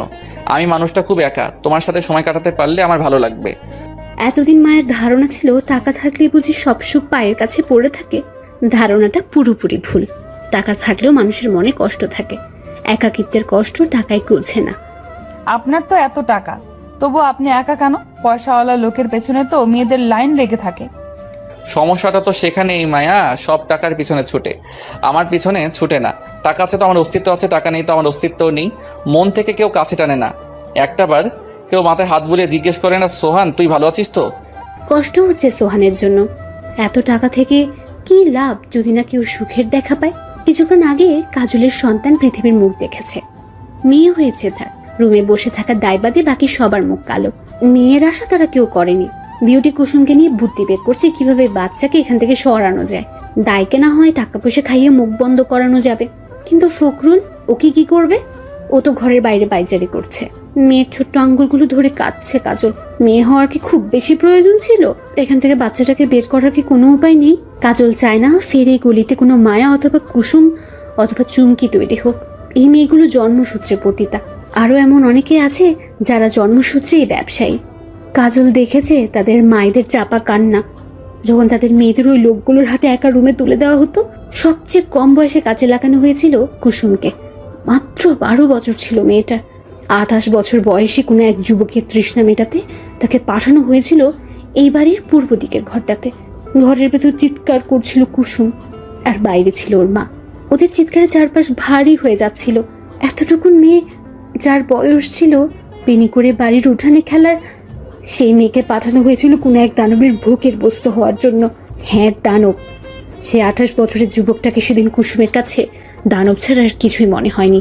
মানুষ খেকো দানব না, মানুষ খেকো না, শরীর খেকো দানব। টানা 4 ঘন্টা কুসুমের উপর দিয়ে কোন তোফান গিয়েছিল সেটা মনে হলে কুসুম এখনো ঘোরের মাঝে লাফিয়ে ওঠে। মায়ারও একই হাল হয়েছিল, তবে ওর বয়সটা একটু বাড়তি ছিল যখন ওকে ধান্দায় নামানো হয়। সম্ভবত 14 কি 14.5। ওকে এক প্রকার টেনে হিচড়ে নিয়ে যাওয়া হয়েছিল কাস্টমারের কাছে। কাজলের মেয়েরও একদিন এমন পরিস্থিতি আসবে। কুসুমের মায়ের মতো তাকেও একদিন মেয়ের রুমের বাইরে বসে তার বাচ্চার আর্তচিৎকার শুনতে হবে। এসব সহ্য করার মতো ক্ষমতা তার নেই। খাটের পাশে থাকা ড্রেসিং টেবিলের উপর ধারালো ব্লেড চিকচিক করছে। কিছুক্ষণ আগে এই ব্লেডটা দিয়ে নাড়ি কেটে আলাদা করা হয়েছে ওর সন্তানকে। খুব ধীরে ধীরে উঠে বসলো কাজল। ডাই, বিউটি আর কুসুম মিলে খুব ধীর আওয়াজে কি যেন বলা বলি করছে। টেবিলের উপর থেকে ব্লেডটা হাতে নিল কাজল। খুব আস্তে করে মেয়ের গলায় ব্লেডটা দিয়ে শুধু একটা আঁচড় কাটলো। যে ব্লেড দিয়ে নাড়ি কাটা হয়েছিল সেটা দিয়ে নিয়ে সন্তানের গলার রগ কাটলো কাজল। বাচ্চাটা জোরে একটা চিৎকার দিয়ে থেমে গেল। আর কোনো আওয়াজ তার গলা থেকে আসছে না। কিছুটা ছটফট করছে সে। কুচি হাত পাগুলো এদিক ওদিক ছড়াচ্ছে। একটা পর্যায়ে 4 হাত পা লম্বা করে টেনে নিঃশ্বাসটা পুরোপুরি ছেড়ে দিল বাচ্চাটা। এতক্ষণ বাকি 3জন চোখ বড় বড় করে বাচ্চাটার দিকে তাকিয়েছিল। বাচ্চার চিৎকার শুনে 3জনই তাকিয়েছিল বাচ্চার দিকে। তাকিয়ে দেখে কাজলের হাতে রক্তমাখা ব্লেড আর বাচ্চার গলায় রক্ত। ঘটনা চোখের সামনে একদম স্পষ্ট ছিল, তবু তাদের কাছে অস্পষ্ট লাগছিল। সামনে এগিয়ে মৃত্যু পথযাত্রী এক শিশুকে আগলে নিতে সাহস হচ্ছিল না তাদের। নিঃশ্বাস ত্যাগের পর ঘোর কাটল কুসুমের। কাজলের মুখে মাথায় এলোপাতারি চড় থাপ্পড় দিচ্ছে সে। কি করলি তুই এটা? ওই মারলি কেন মায়াটারে তুই? মইরা গিয়া 22 গেছে আমার মাইয়া। আমাগো মতো পয়সা মরতো হইব না ওর। কাজলের চোখে মুখে বিন্দুমাত্র কষ্টের ছোঁয়া নেই। ওর চেহারা স্বস্তির শান্তি দেখা যাচ্ছে। রাতে ঘুমানোর আগে কফি খাওয়ার অভ্যাস আছে সোহানের। গরম কফির মগে চুমুক দিচ্ছে আর টিভি দেখছে। মায়া নিজেকে প্রস্তুত করছে সোহানের জন্য। মানুষটা এখন পর্যন্ত ওর গায়ে হাত দেয়নি। হতে পারে অসুস্থ ছিল তাই আজ নিশ্চয়ই ওকে বসিয়ে রাখবে না, তার অধিকারটা চাইতে আসবে নিশ্চয়ই। ইতোমধ্যে জোনাকিকে 50,000 দেওয়া হয়ে গেছে, আর ওর পেছনে অনেক টাকা খরচ করেছে সোহান। টাকাগুলোতে এমনি এমনি করে আর খরচ করেনি। খানিকটা সেজে গুজে সোহানের পাশে গিয়ে বসলো মায়া। ওর দিকে এক নজর দেখে পরক্ষণে মুখ ফিরিয়ে টিভির স্ক্রিনে নিয়ে গেল সোহান। টিভির দিকে তাকিয়ে বলতে শুরু করলো, ফুল প্রিপারেশন নিয়ে এসেছো মনে হচ্ছে। দেখো, হুট করে কারো গায়ে হাত দেওয়াটা আমার পছন্দ না। এখানে এসেছো, কিছুদিন থাকো, দুজন দুজনকে বুঝিয়ে এরপর না হয় দেখা যাবে। আপনি তো অনেকগুলো টাকা দিয়ে এসেছেন, তো টাকা উসুল করবেন না? দেখো, আমি কিন্তু তোমাকে এখানে শুধু ফিজিক্যাল রিলেশনের জন্য আনিনি। তোমাকে এখানে আনার মূল উদ্দেশ্য হচ্ছে একাকিত্বটা দূর করা। আমার টাকা উসুল করা নিয়ে তোমাকে ভাবতে হবে না। আমার টাকা কিভাবে উসুল করব সেটা আমারটা আমি বুঝবো। সোহানকে যত দেখছে তত মায়ার বিস্ময়ের মাত্রা বেড়েই যাচ্ছে। এমন মানুষও আছে নাকি দুনিয়ায়? একটা যুবতী মেয়ে হাতের কাছে এসে ধরা দিচ্ছে, আর সে কিনা বলছে হুট করে কারো গায়ে হাত দেওয়া তার পছন্দ না। সোহানকে বিরল প্রজাতির প্রাণী মনে হচ্ছে মায়ার। আমার সাথে একটু কথা বলবে মায়া? সোফায় পা উঠিয়ে বসতে বসতে হাসিমাখা মুখে মায়া পড়ল। অবশ্যই বলবো। একটু কেন, অনেক অনেক কথা বলবো। 18 বছর আগের ঘটনা। আমার রেজাল্ট দিয়েছিল সেদিন, ফাইনাল এক্সামের রেজাল্ট। ফার্স্ট হয়েছিলাম। আম্মুকে বলেছিলাম আমি ফার্স্ট হয়েছি, আমি চিকেন ফ্রাই খাবো, আমাকে চিকেন ফ্রাই করে দাও। আম্মু বলল চলো তোমাকে বাইরে থেকে খাইয়ে নিয়ে আসি। আমি বললাম তোমার হাতেরটা খাবো, দোকানেরটা খাবো না। আম্মু উত্তরে কি বলেছিল জানো? কি? মুরগিতে মশলা মাখাতে গেলে হাতে মশলার দাগ বসে যাবে, মশলার বাজে স্মেল আসবে হাত থেকে, অহেতুক হাতের চামড়া নষ্ট করার কোনো মানেই হয় না। আমি পাল্টা আর কিছু বলিনি। আসলে বলার আর কিছুই ছিল না। জোর করে তো আর কারো কাছ থেকে ভালোবাসা আদায় করা যায় না, তাই আমিও আর জোর করিনি। যে ভালোবাসা সে এমনিতেই বাসবে। সোজা ফ্রিজ থেকে মুরগি নামিয়ে মশলা মেখে নিজেই ফ্রাই করেছি। তখন তো রান্না সম্পর্কে বিশেষ আইডিয়া ছিল না। ঘরে যত ধরনের মশলা ছিল সবগুলো থেকে একটু একটু করে দিয়েছি, বানিয়ে এনে সবার আগে আম্মুকে দিয়েছি। আম্মু কিছুক্ষণ মুখের দিকে তাকিয়েছিল। আমি বললাম খেয়ে দেখো। মুখে নিয়ে বলল খুব ভালো হয়েছে। তখন আমি বললাম নাও, এই সবগুলো চিকেন ফ্রাই তোমার। মশলার স্মেল আমার হাতেও লেগে আছে। এই দেখো, হাতে হলুদের দাগ ভরে গেছে, কিন্তু আমি তোমার মতো নাক শীত খাচ্ছি না। আর কখনো তোমাকে বলবো না আমাকে কিছু বানিয়ে খাওয়াও। এখন থেকে নিজেরটা নিজেই বানিয়ে খাবো। তোমার কিছু খেতে ইচ্ছে হলে আমাকে বলো, আমি তোমাকে বানিয়ে দিব। এরপরের দিনই যে রান্নার বই কিনে এনেছিলাম। প্রতিদিন কিছু না কিছু এক্সপেরিমেন্ট করতাম। কতবার যে হাত পুড়েছে তার কোনো হিসাব নেই। একদিন রেঁধে খাওয়ালে কি হতো? একদিনে কি আর চামড়া নষ্ট হয়? আমার মা 1 সেকেন্ডও চুলার পাশে যেতে রাজি না। সে খুব চামড়া সচেতন মানুষ। প্রতি মাসে কত হাজার টাকা যে পার্লারে খরচ করে আল্লাহ ভালো জানে। সেই হিসাব বোধহয় আম্মুর নিজেরও জানা নেই। আচ্ছা, তোমার কি মাথা ব্যথা করছে? কিছুটা। আপনি জানলেন কিভাবে? তোমার মুখ দেখে মনে হচ্ছে তুমি যাও গিয়ে ঘুমাও। না, একটু গল্প করি না প্লিজ। মাথা ব্যথা নিয়ে গল্প করার কোনো দরকার নেই। মাথা ব্যথা আরও বাড়বে। আমার ভালো লাগছে আপনার সাথে গল্প করতে। আচ্ছা, তাহলে রুমে চলো, শুয়ে গল্প করবে। মায়ার রুমে বিছানায় বসে আছে সোহান, পাশে শুয়ে আছে মায়া। সোহানের হাত ধরে রেখেছে সে। সোহান গল্প বলছে, আর খুব মন দিয়ে সেই গল্প মায়া শুনছে। খুব ভোরে ঘুম ভেঙেছে মায়ার। চোখ মেলে দেখে সোহানের পায়ের উপর ও মাথা রেখে শুয়ে আছে, আর সোহান হেলান দিয়ে বসে ঘুমোচ্ছে। ঘুম ভাঙার পরও সেখান থেকে সরছিল না মায়া। ভালো লাগছে এভাবে ওর পায়ের উপর মাথা রেখে শুয়ে থাকতে। গত রাতে গল্প করতে করতে কখনো ঘুমিয়ে পড়েছে সেটা ওর নিজেরই জানা নেই। হয়তো বা সোহানও কথা বলতে বলতেই ঘুমিয়ে পড়েছে। সোহানের মুখের দিকে তাকিয়ে আছে মায়া। মানুষটা দেখতে সুন্দর, বিশেষ করে মাথার চুলগুলো একদম সোজা চুল, একটুও কোকড়ানো না। মাথার চুলগুলো ছুঁয়ে দেখতে ইচ্ছে হচ্ছে মায়ার। ধরাটা কি উচিত হবে? সোহান গতকাল বলেছিল হুট করে কারো গায়ে হাত দেওয়াটা তার অপছন্দ। তাহলে নিশ্চয়ই এভাবে চুলে হাত দেওয়াটাও সে পছন্দ করবে না। আর ও যেভাবে শুয়ে আছে এটা কি ঠিক হচ্ছে? বোধ হয় না। সোহান ঘুম থেকে উঠে যদি দেখে মায়া এভাবে ওর পায়ের উপর শুয়ে আছে, তাহলে নিশ্চয়ই খারাপ ভাববে। না, এভাবে শুয়ে থাকাটা ঠিক হবে না। উঠে যাওয়াটাই ভালো হবে। ফ্রেশ হয়ে রুমে এসে দেখে সোহান রুমে নেই। বোধহয় ঘুম থেকে উঠে চলে গেছে নিজের রুমে। ফুল গাছগুলোর কাছে গেল মায়া। সাদা গোলাপের গাছটা একটা নতুন কলি এসেছে। 2-3 দিন বাদে বোধহয় ফুটবে কলিটা। গত পরশু থেকে একটা কথা মাথায় বারবার ঘুরছে, সেটা হচ্ছে সংসার। সংসার শুরু করতে হবে মায়াকে। আচ্ছা, সংসার কি, সংসার কেমন হয় এ ব্যাপারে কিছুই জানে না মায়া। তবে নতুন এক অনুভূতির সাথে পরিচিত হচ্ছে সে, সংসার নামক অনুভূতি। গত পরশু থেকে অনুভূতিটা পাচ্ছেও। অনুভূতিটা বড্ড অদ্ভুত। ভয় এবং ভালোবাসার সংমিশ্রণে তৈরি অনুভূতি। তবে ভয়ের চেয়ে ভালো লাগার অনুভূতিটাই বেশি। আয়নার সামনে এসে দাঁড়িয়েছে মায়া। সংসারী মেয়ে মানে গৃহিণীদের দেখতে কেমন দেখা যায়? গৃহিণীদের দেখলে চট করে লোকে বলে দিতে পারে মেয়েটা একজন গৃহিণী। নাকটা ফুটো করা নেই, মায়ার হাতে চিকন একজোড়া চুড়িও নেই। গৃহিণী হতে গেলে তো নাকে ফুল আর হাতে একজোড়া চুড়ি থাকতে হবে। লোকটা বলেছিল আজ থেকে যা কিছু প্রয়োজন সব ওর কাছে চাইবে। সোহানকে কি বলবে কিনে দিতে? বলাটা কি উচিত হবে? না, সেসব বলা যাবে না। সোহান ওকে লোভী ভাবতে পারে। আয়নায় নিজেকে খুঁটে খুঁটে কি দেখছো? পেছন ফিরে তাকালো মায়া। 2 হাতে 2টো মগ হাতে ঘরে ঢুকছে সোহান। নাও তোমার লাল চা। হাত বাড়িয়ে মগটা নিতে নিতে খাটে বসলো মায়া। পাশে পা ঝুলিয়ে বসেছে সোহান। বললে না তো আয়নায় ওভাবে কি দেখছিলে? না, তেমন কিছু না। তোমাকে তো দেখলাম গভীর মনোযোগ দিয়ে কিছু ভাবছিলে আয়নায় তাকিয়ে। কিছু হয়েছে? না, কিছু না। কিছু বলতে চাও আমাকে? না না, কিছু না। বলতে চাচ্ছ না? ঠিক আছে, জোর করবো না। চা ভালো হয়েছে? হুম। কাল থেকে তুমি আমার জন্য কফি বানাবে, আর আস্তে আস্তে আমার সমস্ত ব্যাপারগুলো খেয়াল দেওয়া শুরু করো। আমি অফিস যাওয়ার আগে আমার কাপড় তুমি সিলেক্ট করবে, সারাদিনে কয়েকবার আমাকে ফোন দিয়ে আমার খোঁজ নিবে। ঘরের বাজার থেকে শুরু করে কারেন্ট বিল পর্যন্ত সমস্ত হিসাব তুমি দেখবে। ঘরে কখন কি রান্না হবে সেগুলো তোমার ফরমাইশ অনুযায়ী হবে। ঘরে যদি নতুন কোনো ফার্নিচার প্রয়োজন মনে করো তাহলে আমাকে বলো, আমি কিনে দিব। আচ্ছা। আজকে অফিস যাব না, তোমাকে নিয়ে স্কুলে যাব তোমার অ্যাডমিশনের ব্যাপারে কথা বলতে। কোন ক্লাস পর্যন্ত পড়েছিলে তুমি? 8 পর্যন্ত। 9-এ ভর্তি হয়েছিলাম, কিন্তু ক্লাস আর করতে পারিনি। ঠিক আছে, ইংলিশে কেমন ছিলে তুমি? কথাটা শেষ করার আগে ফোন বেজে উঠল মায়ার। ফোনটা রিসিভ করলো মায়া। ও পাশ থেকে ফুপিয়ে কাদার শব্দ পাচ্ছে ও। কাঁদো কেন আম্মা? কাজলের একটা মাইয়া হইছিল গতকাল রাইতে। বড় হইয়া ওরও বেশ্যাগিরি করতে হইব, এর লাইগা কাজলরে মায়েরা ফেলাইছে। জানোস মায়া, এইটুকুন মায়াটার গলায় জল্লাটা ব্লেড দিয়া কাটছে।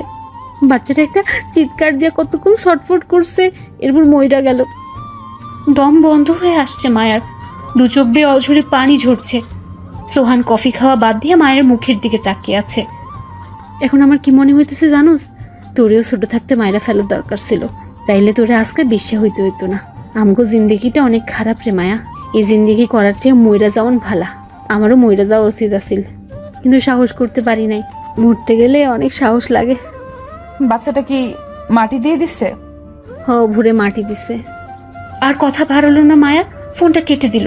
মায়ার মাথায় হাত রেখে সোহান বলল, কি হয়েছে মায়া, কেউ কি মারা গেছে? মায়া কাঁদছে, কোনো উত্তর দিচ্ছে না। সে বুঝতে পারছে এখন ওকে কাঁদতে দেওয়া উচিত, খানিকক্ষণ বাদে না হয় ওকে এ ব্যাপারে জিজ্ঞেস করা যাবে। সোহান লক্ষ্য করলো মায়া ওর হাত চেপে ধরে কাঁদছে। মায়াকে জড়িয়ে ধরলো সোহান, ওর মাথায় খুব আস্তে করে হাত বুলিয়ে দিচ্ছে। কিছুক্ষণ বাদে মায়া নিজেকে ছাড়িয়ে নিল সোহানের বাহুটোর থেকে। কিছুটা স্বাভাবিক হয়েছে মায়া। আমাকে কি বলা যায় কি হয়েছে? আমার পাড়াতে একটা আপা ছিল, কাজল আপা। উনি প্রেগনেন্ট ছিলেন, মাঝরাতে ওনার মেয়ে হয়েছিল। উনি মেরে ফেলেছে মেয়েটাকে। কেন মেরেছে জানো? কারণ ও চাইনি ওর মেয়েটারও ওর মতো হাল হোক। আপনি কিভাবে জানলেন? এমন গল্প আমি আগেও শুনেছি, এমন ঘটনা আরো 2 জন ঘটিয়েছিল। একদিকে ভালোই হয়েছে, আমাদের মতো বাচ্চাটাকে একটু একটু করে শেষ হতে হবে না। মরার আগে নরকের শাস্তি ভোগ করতে হয় আমাদের। মাঝে মাঝে এমন কিছু কাস্টমার আসে, এদের আচরণ দেখলে মনে হয় আমরা মুরগি অথবা খাসির রানের পিস। মনের খায়েশ মিটিয়ে শরীরে যেখানে সেখানে কামড়াতে থাকে। একবার তো এক কাস্টমারের কামড়ে আমার হাতে ইনফেকশন হয়ে গেছিল, দাগ এখনো যায়নি। এমন জীবন কাটানোর চেয়ে মরে যাওয়াই ভালো। উচিত কাজ করেছে কাজল, ওর জায়গায় আমি হলে ঠিক এই কাজটাই করতাম। পানি খাবে? না। যা হয়ে গেছে তা তো বদলাতে পারবে না মায়া। সামনে দেখি তোমাদের মতো মানুষের জন্য কিছু করতে পারি কিনা। কথাটা বলেই সেখান থেকে সরে গেল সোহান। সেখানে আর বসতে ইচ্ছে হচ্ছে না তার। কারো কষ্ট সহ্য করতে পারে না সে, তবে মনের কষ্ট মনে রাখতেই ভালোবাসে। লোকের সামনে প্রকাশ করাটা তার কাছে খুবই লজ্জাজনক মনে হয়। সবার সামনে ভাবখানা এমন দেখায় মনে হয় কিছুই হয়নি। আজ দুপুরে মায়াকে স্কুলে ভর্তি করিয়ে এসেছে সোহান। ওর জন্য 2টো টিচার রাখা হয়েছে। বিকেলে একজন পড়িয়ে গেছে, এখন আরেকজন পড়াচ্ছে। কিছুক্ষণ আগে অফিসের একটা স্টাফ এসেছে সোহানের বাসায়। আর্জেন্ট কিছু ফাইল সিগনেচার করাতে এসেছেন তিনি। ড্রয়িং রুমে বসে সোহান ফাইল দেখছে, আর স্টাফ সাইদ মায়ের রুমে এক নজর তাকিয়ে আছে। ব্যাপারটা চোখে পড়ল সোহানের। ওদিকে কি দেখছেন সাইদ সাহেব? স্যার, এই মেয়েটা কি হয় আপনার? আমার ওয়াইফ। কেন? এটা ওয়াইফ? কোনো সমস্যা? স্যার, আপনি ভালো করে খোঁজ নিয়ে বিয়ে করেছেন তো? হ্যাঁ, করেছি। এটা কি করে হয়? স্যার, আপনাকে বোধহয় মিথ্যা বলে বিয়ে করেছে এই মেয়ে। সমস্যাটা কি সেটা তো বলবেন। এ তো মানে এই মেয়েটা প্রস্টিটিউট স্যার। আপনি জানেন কিভাবে? আমি ওদের ওখানে প্রায় যাই। ও ভালো না স্যার। আপনি ভালো? জি। জিজ্ঞেস করলাম আপনি ভালো কিনা। ভাব তো এমন দেখাচ্ছেন মনে হচ্ছে আপনি পবিত্র পুরুষ। একটা মেয়ে প্রস্টিটিউট হয় কিভাবে জানেন? একটা পুরুষের সাথে টাকার বিনিময়ে এক বিছানায় শুয়ে। এক মেয়ে আরেক মেয়ের সাথে ঘেঁষাঘেঁষি করে তো আর প্রস্টিটিউট হয়নি। আপনার মতো অতিমাত্রার পবিত্র পুরুষের সংস্পর্শে এসে এরা প্রস্টিটিউট হয়। আর আমি নিজে ওকে ওই পাড়া থেকে তুলে এনেছি। ওই পাড়ায় তো ভালো লোকে যায় না, যায় খারাপ লোকেরা। তার মানে আমিও খারাপ। ওর আর আমার মধ্যে কোনো পার্থক্য নেই সাইদ সাহেব। তবে আপনার ক্ষেত্রে উল্টোটা হয়েছে। আপনার বউটা কিন্তু খুব ভালো, কিন্তু আপনি। স্যার, আজ আমি আসি। বাসায় যেয়ে বাকি কাজটা কমপ্লিট করতে হবে। কথাটা বলে শাহিদ সাহেব ফাইল হাতে বেরিয়ে যাচ্ছিলেন। পেছন থেকে সোহান ডেকে বলল, সাইদ সাহেব, আজকের কথাগুলো আপনার আর আমার মধ্যে সীমাবদ্ধ থাকলেই খুশি হব। জি স্যার, কথা বাইরে যাবে না। মায়ের রুমে গিয়ে ওর নতুন টিচারকে সোহান জিজ্ঞেস করলো, স্টুডেন্ট কেমন মাহিন? বেশ শার্প, এত আগের পড়া গ্রামারগুলো এখনও মুখস্থ রেখেছে। 1 বছর প্র্যাকটিস না করলে সাধারণত মনে থাকে না, কিন্তু ও দেখি সব মনে রেখেছে। কি মনে হয় মাস 2-3 মধ্যে দৌড়ে ইংলিশ বলতে পারবে তো? আশা করি হবে। পড়ানো শেষ? না, আরও 15-20 মিনিট লাগবে। আজকে ওকে ছুটি দিয়ে দাও, একটু বাইরে যাব। জি ভাইয়া। মায়া, যাও গিয়ে রেডি হও, আমি ওর সাথে কথা বলি। ভাইয়া বিয়ে করলেন অথচ কিছুই জানালেন না? রাস্তা দিয়ে যাচ্ছিলাম, হুট করে দেখলাম একটা সুন্দরী পরী পৃথিবীর রাস্তায় হাঁটাহাঁটি করছে। আমি ভাবলাম ডানা ভেঙে পড়ে টড়ে গেল কি না, দৌড়ে গেলাম হেল্প করতে, চেয়ে বললাম, আপনার ভাঙা ডানাটা কোথায় পড়েছে বলবেন, আমি এনে জোড়া লাগিয়ে দিচ্ছি। মেয়ে তো আমার মুখের দিকে হা হয়ে তাকিয়ে আছে। চিন্তা করলাম পৃথিবীতে নতুন, তাই হয়তো আমাকে উদ্ভট লাগছে। ফের বলতে লাগলাম, আপনি তো পড়ি, ডানা ছাড়া বেশিক্ষণ থাকলে ঝামেলা হতে পারে, জলদি বলুন ডানা কোথায়। কিছুক্ষণ পর পরী মুখ খুলে বলল, সে নাকি পড়ি না, সে মানুষ, আমাকে আর পাইকে। পরদিনই ধরে বেঁধে ওকে বিয়ে করে ফেলেছি। জানি না কতটুকু সত্যি বলেছেন, তবে গল্পটা মজার ছিল। শোনো, বিয়ের বয়স হয়েছে আমার, আর কত একা ঘুমাবো? অফিস থেকে ঘরে ফিরলে ঘরটা খালি লাগে, তাই মেয়ে পছন্দ হওয়ার সাথে সাথে বিয়েটা করে ফেললাম। দরজার আড়াল থেকে কথাগুলো শুনেছে মায়া। কাপড় হাতে নিয়ে সোহানের রুমে যাচ্ছে আর ভাবছে সোহান সবাইকে বলে বেড়াচ্ছে ও সোহানের বউ। কাজটা কি ঠিক করছে সোহান? রেস্টুরেন্টে বসে আছে মায়া আর সোহান। গরম ধোয়া ওঠা স্যুপে একটু একটু করে চুমুক দিচ্ছে সোহান, আর মায়া চামচ দিয়ে স্যুপ নাড়াচাড়া করছে। না খেয়ে কি ভাবছো? খাওয়া শেষ করে এরপর চিন্তা ভাবনা করো। আপনি সবাইকে এই কথা কেন বলছেন? আমি আপনার বউ। তোমাকে তো আমি প্রথম দিনই বলেছি তুমি আমার বউয়ের মতো আমার কাছে থাকবে। আমি বউয়ের মতো করে থাকবো, কিন্তু বউ না। বউয়ের মতো আর বউ তো এক ব্যাপার হলো না। তাহলে তুমি কি চাচ্ছ? তোমাকে বউ হিসেবে পরিচয় না করেই? সেটা বলিনি, আমি বলছি যে আজীবন তো আর আমাকে আপনার কাছে রাখবেন না। কিছুদিন পর বিয়ে শাদী করবেন, সংসার হবে আপনার, তখন তো আর আমার প্রয়োজন পড়বে না। তখন লোককে কি বলবেন? তাছাড়া লোক মুখে আপনার সত্যিকারের বউ তো জেনেই যাবে আপনি আগে বিয়ে করেছিলেন। তোমাকে কে বললো আমি অন্য কাউকে বিয়ে করব, সংসার করব? সংসার করার জন্যই তো তোমাকে ধরে এনেছি, নতুন করে আবার অন্য কাউকে ধরে আনার কি হলো? তবুও তোমাকে আমি আমার ওয়াইফ হিসেবে ইন্ট্রোডিউস করাচ্ছি, এটা কি তোমার ভালো লাগছে না? না লাগলে বলো, আর কখনো বলবো না। সেটা বলিনি, বলছি যে লোকে কি বলবে। শোনো, লোকের ধার আমি ধারি না, কে কি বললো না বললো সেসব নিয়ে আমি ভাবি না। তুমি কি চাও সেটা বলো, বউ হিসেবে পরিচিত পেতে চাও নাকি মিস্ট্রেস হিসেবে? আপনি যেভাবে ডাকতে চান সেভাবেই চলবে। ব্যাস, এটা নিয়ে আর কোনো তর্ক হবে না, চুপচাপ খাও। রাতে বাসায় ফিরে ফ্রেশ হয়ে চুপচাপ শুয়ে আছে মায়া। সোহানের মতিগতি মাথার উপর দিয়ে যাচ্ছে ওর। কি থেকে কি ঘটছে বুঝে উঠতে পারছে না। এখন পর্যন্ত ঘনিষ্ঠ হওয়ার চেষ্টা করছে না সোহান। তাহলে ওকে এখানে এনেছে কেন? সাজিয়ে রাখার জন্য? ভাবতে ভাবতে ঘুমিয়ে পড়লো মায়া। খাটে এপাশ ওপাশ করছে সোহান, ঘুম আসছে না ওর। কেউ মাথায় হাত বুলিয়ে দিলে ভালো লাগতো। মায়া তো আছে, ওকে ডাকলেই তো হয়। মায়ের রুমে এলো সোহান, ঘুমোচ্ছে মেয়েটা, তো আরামের ঘুম। সোহান ছটফট করছে আর মায়া ঘুমোচ্ছে। সেটা কি করে হয়? মায়াকেও জাগতে হবে। মায়ের কাঁধে আলতো করে ধাক্কা দিচ্ছে সোহান। এই ওঠো মায়া, এই মায়া ওঠো। ঘুম থেকে লাফিয়ে উঠে বসলো মায়া। জি, কোনো সমস্যা? আরে ভয় পাচ্ছ কেন? আমি এসেছি। বুঝেছি তো। ঘুম আসছে না? মাথায় একটু হাত বুলিয়ে দাও তো। মায়ার পায়ের উপর মাথা রেখে শুয়ে পড়লো সোহান। সোহানের মাথায় হাত বুলিয়ে দিচ্ছে মায়া। মায়া, আমাকে তোমার কেমন লাগে? খুব ভালো।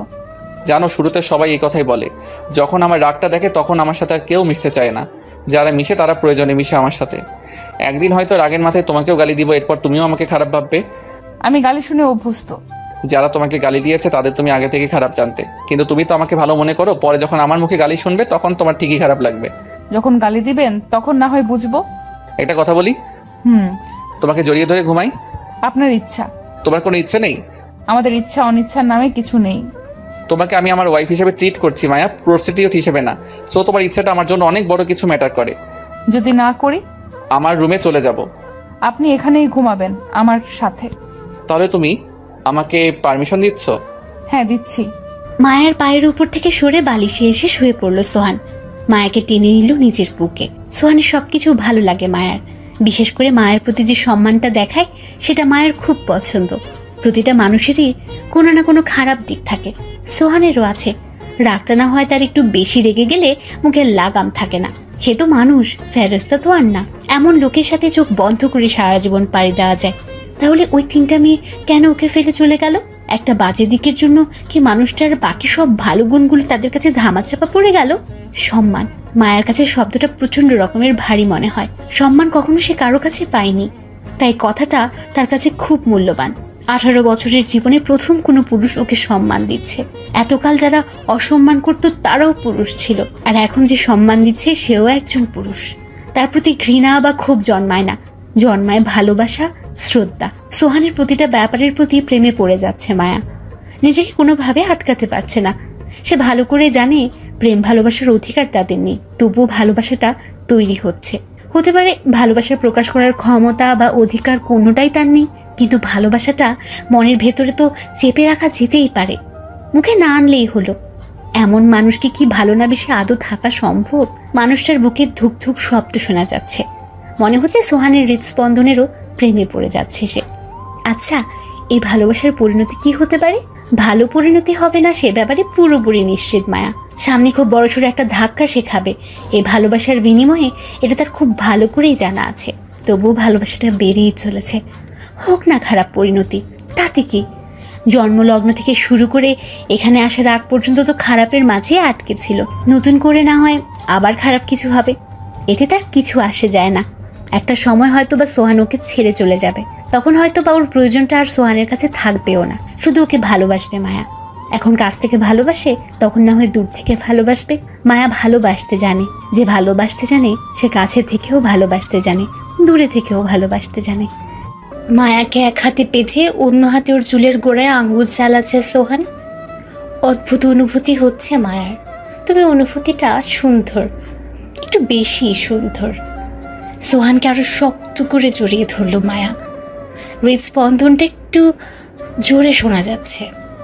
মায়াকে বুকের কাছ থেকে সরিয়ে টেনে খানিকটা উপরে তুলে আনলো সোহান। ঠোঁটে আলতো করে চুমু খেলো মায়ার। তোমাকে যদি পুরোপুরি ভাবে কাছে টানতে চাই, তোমার কি আপত্তি আছে? আজ রাতে? বিছনা ছেড়ে উঠে জানালার পর্দাগুলো টেনে দিল সোহান। বাইরে ঝুম বৃষ্টি হচ্ছে, সেই সাথে ঠান্ডা বাতাস। বাতাসের জন্য পর্দাগুলো স্থির থাকছে না, উঠছে পর্দাগুলো। বাইরে তুফান চলছে, সেই সাথে মায়ার মনেও। বুকের ধুকপাকুর শব্দটা তীব্র থেকে তীব্রতর হচ্ছে। মনে হচ্ছে 10 হাত দূর থেকে একজন মানুষ এই ধুকপাকুর শব্দ শুনতে পাবে। মনের গহীনে শীতল বাতাসের অস্তিত্ব টের পাচ্ছে মায়া। শীতল বাতাসের কারণটা কি? হতে পারে সেটা ভালোবাসার মানুষের কাছে আসার পূর্বাভাস। মায়ার পাশে বসে গালে হাত রাখলো সোহান। রাত অনেক হয়েছে, তুমি ঘুমাও। মানে তুমি ঘুমাও, আমি আমার রুমে যাচ্ছি। আপনি না একটু বললেন আমাকে কাছে টানতে চান পুরোপুরি ভাবে? বলেছিলাম। তোমাকে এতটা কাছে পেয়ে মাইন্ড খানিকটা ডিস্ট্র্যাক্ট হয়ে গিয়েছিল। বুঝই তো, দিন শেষে আমিও একজন পুরুষ। এখন মনে হচ্ছে তোমাকে এভাবে প্রস্তাব দেওয়া উচিত হয়নি। শুরুতে তোমার ঘরে আসলাম হেড মেসেজ নেওয়ার জন্য, এরপর আবদার ধরলাম জড়িয়ে ধরে ঘুমাবো, এরপর পারমিশন ছাড়াই কিস করলাম, এখন আবার আবদার ধরছি আরো গভীরে যাওয়ার জন্য। লোভী পুরুষের মতো আচরণ করছি। লোভ ব্যাপারটা ভালো না, সবকিছু ধীরে সুস্থে এগিয়ে নেওয়াটা ভালো। সরি মায়া, নিজেকে কন্ট্রোল করতে পারিনি। সাধু হওয়ার একটা লিমিট থাকে, কিন্তু সোহান লিমিট ছাড়িয়ে যাচ্ছে। এটা কোনো কথা? বেশি লোভ করে ফেলছে। মায়া হাসবে না কাঁদবে খুঁজে পাচ্ছে না। তাহলে আমাকে কেন এনেছেন? সাজিয়ে রাখার জন্য? সংসার করার জন্য। তোমার সাথে সংসার করে দেখতে চাই আসলে সংসার কতটা তিতা। টেস্ট করতে যাচ্ছেন আমাকে দিয়ে? যদি টেস্টের রেজাল্ট মিষ্টি হয় তাহলে অন্য কাউকে বিয়ে করবেন, তিতা হলে বিয়ে করবেন না। ব্যাপারটা তেমন না। ব্যাপার যেমনই হোক, আপনি আজ কিছু করেন আর না করেন, আপনি আমার সাথেই ঘুমাবেন। থাকতেই হবে? আপনার গায়ের খুব সুন্দর একটা গ্রান আছে। সকালে যখন জড়িয়ে ধরেছেন তখন গ্রানটা একটুখানি পেয়েছিলাম, এখন গ্রানটা ভালো মতো পেয়েছি, একদম নেশা ধরানো। আপনাকে জড়িয়ে না ধরলে আমার ঘুমই আসবে না। আসেন এখানে শুয়ে পড়েন। মুচকি হেসে মায়ার পাশে শুয়ে ওকে বুকে জড়িয়ে ধরল সোহান। সোহানের বুকে আলতো করে হাত আছে মায়া। ফের দুজনেরই নিঃশ্বাস গাঢ় হয়ে আসছে। সোহানের গলায় চুমু খেলো মায়া। দুহাতে শক্ত করে পেঁচিয়ে ধরল মায়াকে। ঘোরের মাঝে ডুবে যাচ্ছে সোহান। মায়ার পরোক্ষ ইশারা সোহানের আবদারগুলোকে ভীষণভাবে আশকারা দিচ্ছে। নিজেকে আর আটকে রাখার প্রয়োজন মনে করছে না সোহান। আটকে রাখার তিল পরিমাণ ইচ্ছেও নেই তার। সকাল 8টা, বাইরে গুড়ি গুড়ি বৃষ্টি হচ্ছে। সারা রাতের বৃষ্টিতে আবহাওয়া পুরোপুরি ঠান্ডা, তবু ফুল স্পিডে ফ্যান করছে মাথার উপর। যত ঠান্ডাই পড়ুক, ফ্যান ছাড়া ঘুম হয় না সোহানের। আর অন্যদিকে মায়ার শীত বেশি, তাই কাঁথার নিচে একদম গুটিসুটি হয়ে সোহানের সাথে ঘেঁষে শুয়ে আছে। মায়ার গায়ের উপর হাত পা তুলে দিয়ে বেঘুরে ঘুমাচ্ছে সোহান। সোহানের ফোন বাজছে। জাহিদ ফোন করেছে। কোনো মতে চোখ মেলে দেখে জাহিদের নাম স্ক্রিনে ভাসছে। ঘুম ঝরানো কণ্ঠে সোহান বলল, বলো। স্যার, আপনার বাবা ফোন করেছিল, আপনাকে নাকি খুঁজে পাচ্ছে না ফোনে। ওই ফোনটা বন্ধ করে রেখেছি। আপনার এই নাম্বার তো বড় স্যার জানে না, তাই আমাকে ফোন করে বলল আপনাকে কল করতে। আর্জেন্ট কিছু? না স্যার, আমাকে কিছুই বলেনি। আচ্ছা, আমি ফোন দিচ্ছি, তুমি রাখো। ফোনটা রেখে উঠে বসলো সোহান। আড়মোড়া দিয়ে ঘুমটা পুরোপুরিভাবে চোখ থেকে সরাতে চাচ্ছে সে। মায়ার ঘুমও ততক্ষণে ভেঙে গেছে। মায়া, জলদি ওঠো, গোসল করো, ফ্রেশ হও, আমার জন্য কফি বানাও। আমার আলমারি থেকে অফিসে যাওয়ার কাপড় বের করে রাখো। কাপড়ের সাথে আমার মানিব্যাগ, ঘড়ি, মোবাইল, গাড়ির চাবি সব যেন থাকে। অলরেডি 8:15 বেজে গেছে। অফিসে মিটিং আছে 10টায়। 9:45 মধ্যে অফিসে পৌঁছাতে হবে। জি, উঠছি। সোহানের তারা দেখে হুড়মুড়িয়ে বিছনা ছেড়ে কাপড় চোপড় নিয়ে ওয়াশরুমে চলে গেল মায়া। সোহানের ফরমাইশ পূরণ করতে হবে। এই প্রথম মানুষটা তাকে কোনো ফরমাইশ করলো। সংসারের প্রথম ফরমাইশ, কোনোভাবেই ত্রুটি রাখা যাবে না। বেঁধে দেওয়া সময়ের মাঝে কাজ সারতে হবে। চুলায় কফির দুধ গরমে বসিয়ে সোহানের রুমে এসেছে মায়া। সোহানের গোসল তখনও শেষ হয়নি। সোহানের জন্য অনেক বিচার বিবেচনার পর আলমারি থেকে কাপড় বের করে খাটের উপর রেখেছে মায়া।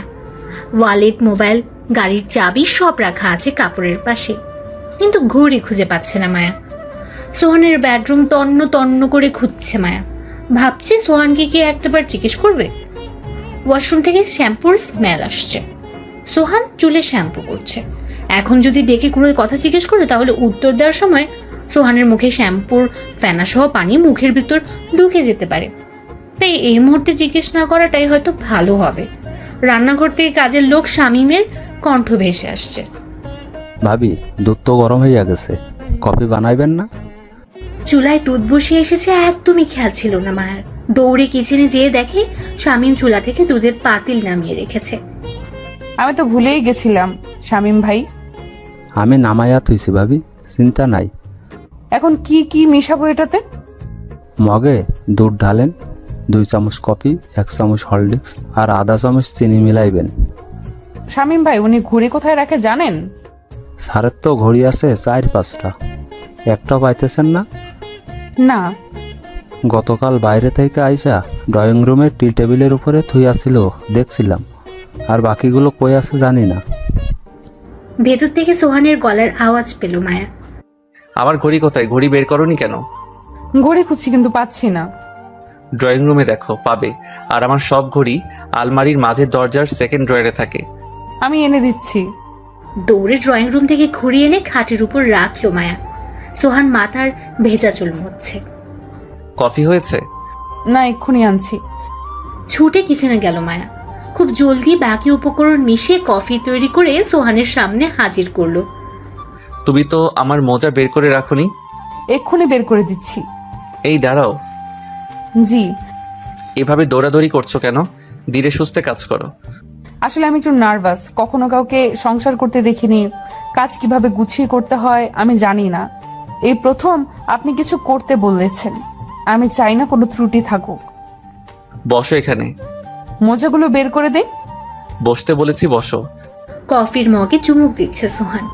পাশে বসে আছে মায়া। কফিটা খুব ভালো হয়েছে। সত্যি? নাও, খেয়ে দেখো। না, আপনি খান। শোনো, এতটা নার্ভাস হওয়ার কিছু নেই। আমি জানি তুমি কাজ পারো না। একদিনে কেউ সংসারের কাজে এক্সপার্ট হয় না। আস্তে ধীরে সব ঠিক হবে। কাজ করতে করতে পুরোপুরি সংসারই হবে তুমি। ঘরের জিনিস ভাঙবে, তরকারি পড়বে, হাত কাটবে, এরপর পাক্কা হাউস ওয়াইফ হতে পারবে। এছাড়া না, তুমি তোমার মতো আস্তে ধীরে কাজ করো, দেরি হলে হবে। অসুবিধা নেই, বাসায় শামীম রতন আছে, চাইলে আমি কাজ ওদের দিয়েও করাতে পারবো। এতক্ষণে মানসিক চাপটা মনে হয় কিছুটা কমেছে মায়ার, ভয়টা কিছুটা কেটেছে। যাও, নাস্তার টেবিলে খাবার সাজাও, আমি কাপড় পাল্টে আসছি। সোহানের প্লেটে খাবার সাজিয়ে চেয়ারে বসে আছে মায়া। সোহান চেয়ার টেনে বসতে বসতে বলল, তোমার প্লেট কোথায়? আপনার কাছ থেকে খাবো, তাই আমার আলাদা করে খাবারের প্লেট নেইনি। কথাটা বলে মায়ার মনে হলো আবদারটা খুবই বাজে হয়েছে। কি মনে করে কথাটাও বলেছে সেটাও নিজেও জানে না। সোহান মায়ার মুখের দিকে তাকিয়ে আছে। এবার মায়ার লজ্জা লাগছে নিজের এমন বুদ্ধিহীন আবদারের জন্য। কোনো কথা না বলে নিজের জন্য প্লেট সাজাতে লাগলো মায়া। এই, তুমি না বললে আমার হাতে খাবে? না থাকুক, আমি আমার হাতেই খাবো। কেন? আসলে আমি কেন যেন এমন একটা আবদার করে ফেলেছি। গত রাতে আমি চলে আসতে চেয়েছিলাম, আমাকে জড়িয়ে ধরার আবদারটা কিন্তু তুমি করেছিলে, তখন লজ্জা পাওনি। এখন এই সামান্য কথায় লজ্জা পাচ্ছ কেন? আজাইরা ঢং ছাড়ো, নাও হাঁ করো। মায়ার মুখের সামনে খাবার ধরে রেখেছে সোহান। মায়া মুখের মধ্যে খাবার পুরে চুপচাপ চাবাচ্ছে। মায়া, হুম, রাতটা সুন্দর ছিল। মায়া ঠোঁটের কোণে হাসির রেখা ফুটে উঠল। সোহানের দিকে তাকিয়ে মায়া উত্তর দিল, অনুভূতিগুলো আরো বেশি সুন্দর ছিল। আজকাল বড্ড ব্যস্ত সময় কাটে মায়ার। 2 টিচারের কাছে পড়া, সপ্তাহে 1 দিন ক্লাস, প্রতিদিন রান্না শেখা, সংসারে হওয়ার তোড়জোড় চেষ্টা চলছে। সোহানের বাসায় কাটানোর সময়গুলোতে ওর পেছনে লেগে থাকা সময়গুলো সুন্দরই যাচ্ছে। সোহান মায়ার জন্য অনেকটা টনিকের মতো, মন ভালো হওয়ার টনিক, অতীত ভুলে থাকার টনিক, সুখে থাকার টনিক। কিভাবে স্টাইল করতে হয়, রেস্টুরেন্টে বসে কিভাবে খেতে হয়, পার্টিতে লোকের সাথে কিভাবে মিশতে হয়, সব এই 3 মাসে মায়াকে শিখিয়ে পড়িয়ে নিয়েছে সোহান। সংসারের খুঁটিনাটি কাজগুলো সোহানের কাছ থেকে শিখেছে মায়া, বিশেষ করে রান্নাটা। অফিস থেকে ফিরে হাতে ধরে মায়াকে রান্না শেখায় সোহান। সংসার, মায়ার সংসার, নিজের সবটুকু দিয়ে সংসারটাকে ঠেলে সাজায় মায়া। অবসরে ঘরের দেওয়ালগুলো হাতড়ে বেড়াইছে, ভালো লাগে এভাবে হাতড়াতে। মাঝে মাঝে তার ইচ্ছা হয় দেয়ালগুলোকে আষ্টে পৃষ্ঠে জড়িয়ে ধরতে। এটাও নিজের সংসার। সংসারটা ছিল ওর জীবনের সবচেয়ে বড় অনাকাঙ্ক্ষিত পাওয়া। আর সোহান হচ্ছে মায়ার নজরে ফেরেশতা। 3 মাস অবশ্য 7 দিন গালি খেয়েছে সোহানের কাছ থেকে, তাও যে সে গালি নয়, চূড়ান্ত পর্যায়ের বিশ্রী গালি, একেবারে কান পচে যাওয়ার মতো। কিন্তু মায়ার কান পচেনি। আসলে গালিগুলো সে কানেই তোলেনি। যে মানুষের এতগুলো ভালো দিক আছে তার একটা খারাপ দিক তো আড়াল করা যেতেই পারে। গালি দেওয়ার ঘন্টা 2 পরই মায়ের জন্য কিছু না কিছু রান্না করে সামনে এনে দাঁড়িয়ে থাকে সোহান, কিন্তু তার মুখে সরি কথাটা একবার উচ্চারণ হয় না। সোহানের ভাষ্য মতে এত ফর্মালিটি তার অসহ্য লাগে। সংসারে এসব সরি টরির ফর্মালিটি না দেখানোটাই ভালো বলে মনে করে সোহান। মাঝে মাঝে সোহানের চাহনিতে মায়া টের পায় সে তাকে ভালোবাসে, আবার কখনো তার মনে হয় সোহান ওকে ভালোবাসে না। বড় দ্বিধায় ভুগে মায়া। ইচ্ছে হয় সোহানকে জিজ্ঞেস করতে, আপনি কি ভালোবাসেন আমাকে? সাহস হয় না জিজ্ঞেস করার। প্রত্যেকটা ব্যাপারেই সীমাবদ্ধতা থাকে, মায়েরও সীমাবদ্ধতা আছে। যত যাই হোক সে একজন পতিতা, একথা ভুললে তো আর চলবে না। সোহান যা করেছে সেটাই তো অনেক, এর চেয়ে বেশি আশা করাটা হবে দিবা স্বপ্ন দেখা।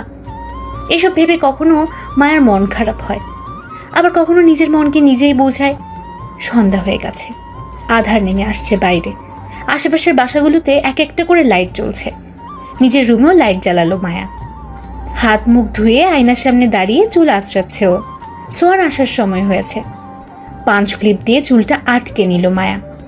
সোহান ঘরে ফিরে মায়ার 5 ক্লিপটা খুলে চুলগুলো এলোমেলো করবে, এটা তার প্রতিদিনকার অভ্যাস। কলিং বেল বাজছে। দরজা খুলে দেখে সোহান দাঁড়িয়ে, ভীষণ ক্লান্ত দেখাচ্ছে সোহানকে। ঘরে ঢুকেই সোফায় গায়ে লিয়ে দিল সোহান। ওর পা থেকে জুতা মোজা খুলে নিচ্ছে মায়া। জঘন্য একটা দিন ছিল, কুত্তার মতো খাটতে খাটতে জীবন শেষ, মাথা ঝিমঝিম করছে। মায়া কোনো কথা বলছে না, সোহানের গায়ের শার্টটা খুলে দিল। সোহান চোখ বন্ধ করে হেলান দিয়ে সোফায় বসে আছে। 10 মিনিট পর হাতে গরম তেলের বাটি নিয়ে আসলো মায়া।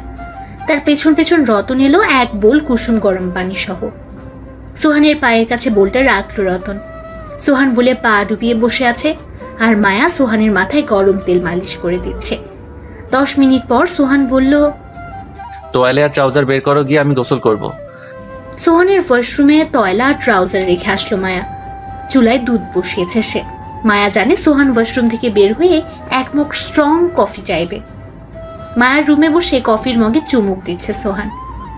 এক হাতে মগ ধরে রেখেছে, অন্য হাতে মায়ের চুল এলোমেলো করে দিচ্ছে। তোমাকে একটা ব্যাপার জানানো হয়নি, তুমি নেক্সট মান্থ থেকে বিজনেস শুরু করছো। পরশু থেকে আমার এক পরিচিত ভাই আছে, উনি তোমাকে ওই ব্যবসায়ের আটঘাট বোঝাবেন। আমি বিজনেস? হ্যাঁ তুমি। তোমাকে যদিও জানানো উচিত ছিল, কিন্তু তোমার ব্যাপারে সিদ্ধান্ত নেওয়ার রাইট আমি মনে করি আমার আছে ভাই, তাই তোমাকে জানানোটা প্রয়োজন মনে করিনি। আমি তোমার ভালো চাই, সেই ব্যাপারে নিশ্চয়ই তোমার কোনো সন্দেহ নেই। সন্দেহ নেই, কিন্তু কিসের বিজনেস? লেডিস শপ, মেয়ে মানুষের সমস্ত কিছু ওখানে তুমি সেল করবে। আসলে সেল তুমি করবে না, 8 জন মেয়েকে কাজে রেখেছি, ওরা সেল করবে, আর তুমি হচ্ছে ওদের বস। দোকান নিয়ে নিয়েছি, ডেকোরেশনের কাজ চলছে, বাহির থেকে সব প্রোডাক্ট আনাচ্ছি, অর্ধেক প্রোডাক্ট এসেছে, বাকিগুলো অন দ্য ওয়ে। এখানে তোমার জন্য সবচেয়ে খুশির সংবাদ কোনটা তুমি জানো? ওই 8টা মেয়ে তোমার মতোই পতিতা ছিল, ওই নষ্ট গলি থেকে ওদের তুলে এনেছি। এর মধ্যে 2টা মেয়ে প্রেগনেন্ট, ওরা অন্য এলাকার। আর তোমার পাড়া থেকে এনেছি 3 জনকে, আর বাকি 3টাকে এনেছি ঢাকার বাহিরের পতিতালয় থেকে। মায়া বিস্ময়ে আকাশের চূড়ায় উঠে যাচ্ছে। আবারও একটা অনাকাঙ্ক্ষিত ঘটনা ঘটতে যাচ্ছে, যা সে কখনোই কল্পনা করতে পারেনি। শুধুও কেন, এই 8টা মেয়েও কখনো কল্পনা করতে পারেনি এমন কিছু ঘটতে পারে। 8টা জীবন, না না, পেটের বাচ্চাগুলো সহ 10টা জীবন এখন ভালো দিন দেখতে পাবে। এত বড় বিস্ময়ের ধাক্কা সামাল দিতে পারছে না মায়া। দু চোখ উপচে পানি পড়ছে। সোহানের গলা জড়িয়ে কাঁদছে মায়া। সোহানের গেঞ্জির ডান দিকের কাঁধের জায়গাটা ভিজে যাচ্ছে মায়ার চোখের পানিতে।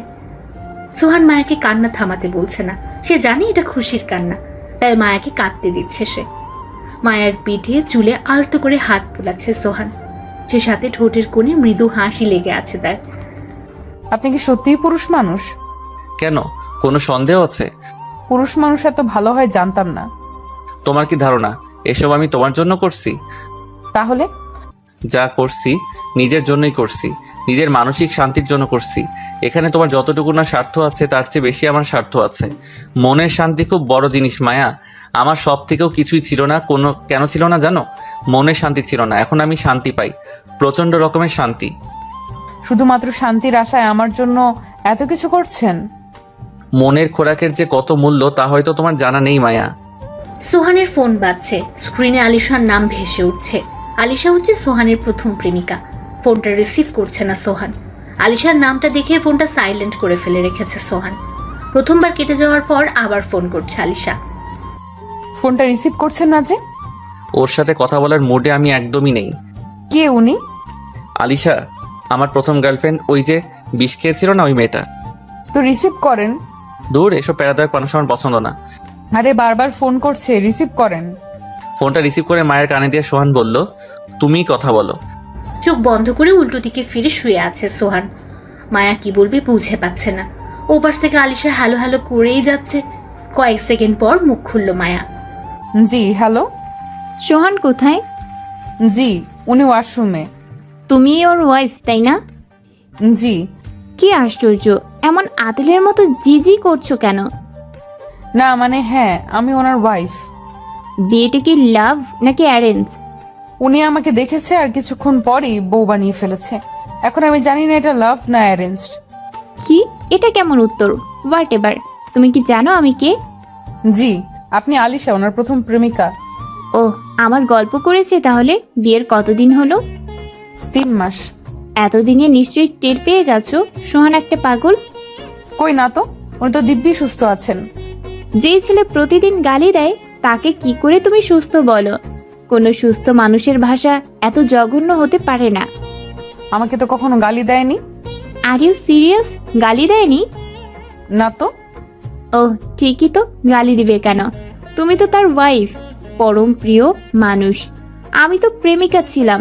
প্রেমিকারা শত কিছু হলেও ছেড়ে যায় না, কিন্তু বউরা এত কথা শুনে সংসার করবে না। বউ কখনো প্রেমিকা হতে পারে না, প্রেমিকার জায়গা নিতে পারে না। এজন্যই তোমার হাজবেন্ড তোমাকে গালি দেয় না। এখন সে নিশ্চয়ই হাড়ে হাড়ে টের পায় আলিশাকে ছেড়ে কত ভুল করেছে। তোমার হাজবেন্ডকে জিজ্ঞেস করে দেখো আলিশা কি ছিল। জি। সবে তো 3 মাস গেল, আরো কতদিন যাক, এরপর সে বুঝবে আমি ওর কি ছিলাম। জি। কত গালি সহ্য করেছি ওর, কখনো পাল্টা গালি দেইনি। রাত বিরাতে ফোন করে আমাকে গালি দিত, আমি চুপচাপ সহ্য করেছি। জি। এই মেয়ে, তোমার সমস্যা কি? আতেলের মতো জি জি করছো কেন? একটা কথা বলি, মনে কিছু নেবেন না প্লিজ। আসলে আমার হাজবেন্ড পাগল না, পাগল হচ্ছেন আপনি। আপনার কথায় তাই মনে হচ্ছে। স্টুপিড মেয়ে তুমি। আমাকে আগে শেষ করতে দিন প্লিজ। একটা সময় ভালোবাসা ছিল ভালো কথা, এখন তো আপনার বিয়ে হয়েছে, সোহানেরও হয়েছে। অহেতুক কেন নিজের সংসার ফেলে আমার হাজবেন্ডের পেছনে লেগেছেন? এতই যেহেতু ভালোবাসেন তাহলে অন্য লোককে বিয়ে করলেন কেন? সোহানের রাগ ভাঙানো পর্যন্ত ওয়েট করতেন। শুনেছি একটা বাচ্চাও নাকি আছে। বাচ্চা তো আকাশ ভেঙে পড়েনি। আপনার আর আপনার হাজবেন্ডের মধ্যে কিছু হয়েছে বিধায় বাচ্চাটার জন্ম হয়েছে। যাকে ভালোবাসেন তাকে ফেলে অন্য কাউকে বিয়ে করলেন, আবার বাচ্চাও হলো, তখন সোহানকে মনে পড়েনি? স্টুপিড, তোমার হাজবেন্ড আমাকে ছেড়ে চলে গিয়েছে, আমি ছাড়িনি। ঠিক আছে, ছেড়ে গিয়েছে। আপনিও তো নিজের রাস্তায় সুন্দর গুছিয়ে নিয়েছেন, বিয়ে করেছেন, বাচ্চা হয়েছে, সংসার করছেন। আপনি করছেন তাতে দোষ নেই। আর সোহান বিয়ে করেছে বলে এত জ্বলছে কেন আপনার? এই স্টুপিড। ওয়েট আপু, আমার নাম স্টুপিড না, আমার নাম মায়া। গালি চট থাপড় এসব তো খাওনি, খেলে বুঝবা সোহান কি জিনিস। আমি জাস্ট তোমাকে অ্যালার্ট করার জন্য ফোন দিয়েছিলাম। অ্যালার্ট করতে চাইলে আমার নাম্বারে কল করতেন। আমার হাজবেন্ডের ফোনে কেন, তাও এত রাতে? আর আমাকে নিয়ে এত না ভাবলেও চলবে। সোহান আমাকে গালি দিলেও সে আমার হাজবেন্ড, মাথায় তুলে নাচলেও আমার হাজবেন্ড। কতদিন যে এই ভালোবাসা থাকে আমি দেখব। সারাদিন হাজবেন্ডকে কাছে পাই না, রাতের বেলা যাই একটু কাছে আসার সুযোগ পাই, সে মুহূর্তে আপনি বিরক্ত করছেন। তাহলে ভালোবাসাটা থাকবে কিভাবে? আলিশা কথায় পেরে উঠতে পারছে না। চেয়েছিল ফোনে সোহানকে কতক্ষণ ছাড়বে, সে সুযোগ তো পেলই না, উল্টো শুদ্ধ ভাষায় কতখানি অপমান হতে হলো। ফোনটা কেটে দিয়ে বিছানার উপর আছড়ে দিল আলিশা। মায়ের মেজাজ দেখে ভয়ে দৌড়ে পালালো আলিশার ছেলে আফিফ। একেবারে বাবার কোলে ঘাপটি মেরে বসে গিয়েছে সে। আলিশার স্বামী তার ছেলেকে বলল, বাবা কাজ করছি, এখন আম্মুর কাছে যাও। ছেলে তো তার মায়ের কাছ থেকে ভয় পেয়ে বাবার কাছে এসেছে। ছেলে ভয় ভয় বলছে, আম্মু ফোন আছাড় দিয়েছে, কাছে গেলে আমাকেও আছাড় দেবে। আলিশার হাজবেন্ড রূপমের বুঝতে বাকি রইল না তার বউ কারোর সাথে ঝগড়া করেছে। ছেলেকে কোলে নিয়ে আলিশার মুখোমুখি দাঁড়ালো সে আর বলল, তোমাকে কতদিন না করেছি ছেলের সামনে উল্টোপাল্টা মেজাজ দেখাবে না। বাচ্চাটা ভয় পায়, দেখো না। সে বলে, তো মেজাজ খারাপ হলে কি করব? তুফান এবং আগুন দুটো একসাথে লেগেছে আলিশার সংসারে। তুমুল তর্ক হচ্ছে ওদের দুজনের মাঝে। অন্যদিকে মায়ার উত্তর শুনে উল্টো দিক থেকে মুখ ঘুরিয়ে হাসছিল সোহান। সে খুব ভালোই জানে মায়াকে আলিশা কি কি বলেছে। সোহানের সাথে কোনো মেয়ে দেখলে সহ্য হয় না আলিশার। এর আগের দুজনকেও ফোনে যাচ্ছে তাই বলেছিল আলিশা। সে দুজন আলিশাকে কিছু না বলে পুরো বিষ ছেড়েছিল সোহানের উপর। এজন্য মায়াকে তার পছন্দ। অন্য সবার মতো সোহানকে কোনো ধরনের প্রেশার দেয় না সে। মায়াকে তার কাছে অনেকটা নদীর পাড়ের বাতাসের মতো মনে হয়। মায়া এবং নদীর বাতাস এই দুটোর মধ্যে এক ধরনের শীতলতা আছে, প্রাণ জোড়ানো শীতলতা। পেছন থেকে জড়িয়ে ধরে সোহানের বুকে হাতাচ্ছে মায়া। নাক মুখ সোহানের পিঠে সেটিয়ে রেখেছে। তুমি তো দেখে বেশ ভালোই উত্তর দিতে জানো। মেয়েটা আপনাকে ভালোবাসে না। কিভাবে বুঝলে? ভালোবাসলে আপনার বদনাম করতে পারতো না, আপনার ভালোর দিকগুলো মাথায় রেখে খারাপটা ঝেড়ে ফেলতো। আমার একদম সহ্য হচ্ছিল না আপনার বদনামগুলো শুনতে, তাই উত্তর দিয়েছি, আর নয়তো কিছু বলতাম না। কেন সহ্য হচ্ছিল না? ভালোবাসো আমাকে? সোহানের প্রশ্নে কলিজা ধুপ করে উঠল মায়ার। কি উত্তর দেবে? সত্যটা বলার অধিকার আদৌ আছে কি? চুপ করে রইল মায়া। থাক, উত্তরটা দিতে হবে না, চলো ঘুরে আসি। এত রাতে? তাতে কি হয়েছে? কোথায় যাব? মেঘনা ব্রিজ। ওখানে যেয়ে কি করব? ব্রিজের রেলিং এর উপর থেকে তোমাকে নিয়ে নদীতে ঝাঁপ দিব, এরপর দুজন মিলে সাঁতরাবো। কি বলেন এগুলো? আরে মেয়ে, ওখানে যাব, কিছুক্ষণ ঘোরাঘুরি করব, বাতাস খাবো, এরপর আবার চলে আসবো। মোট কথা গাড়ি নিয়ে ঘুরবো। অনেকদিন হয় দূরে কোথাও যাওয়ার সুযোগ পাচ্ছি না, বোর হচ্ছি খুব। আচ্ছা, আমি কাপড়টা পাল্টে আসি। পাল্টাতে হবে না, যেভাবে আছো সেভাবেই চলো। মধ্যরাত, গোল চাঁদটা ক্ষণে ক্ষণে সাদা মেঘের আড়ালে ঢাকা পড়ছে। বলা যায় মেঘ জোছনার লুকোচুরি। ফাঁকা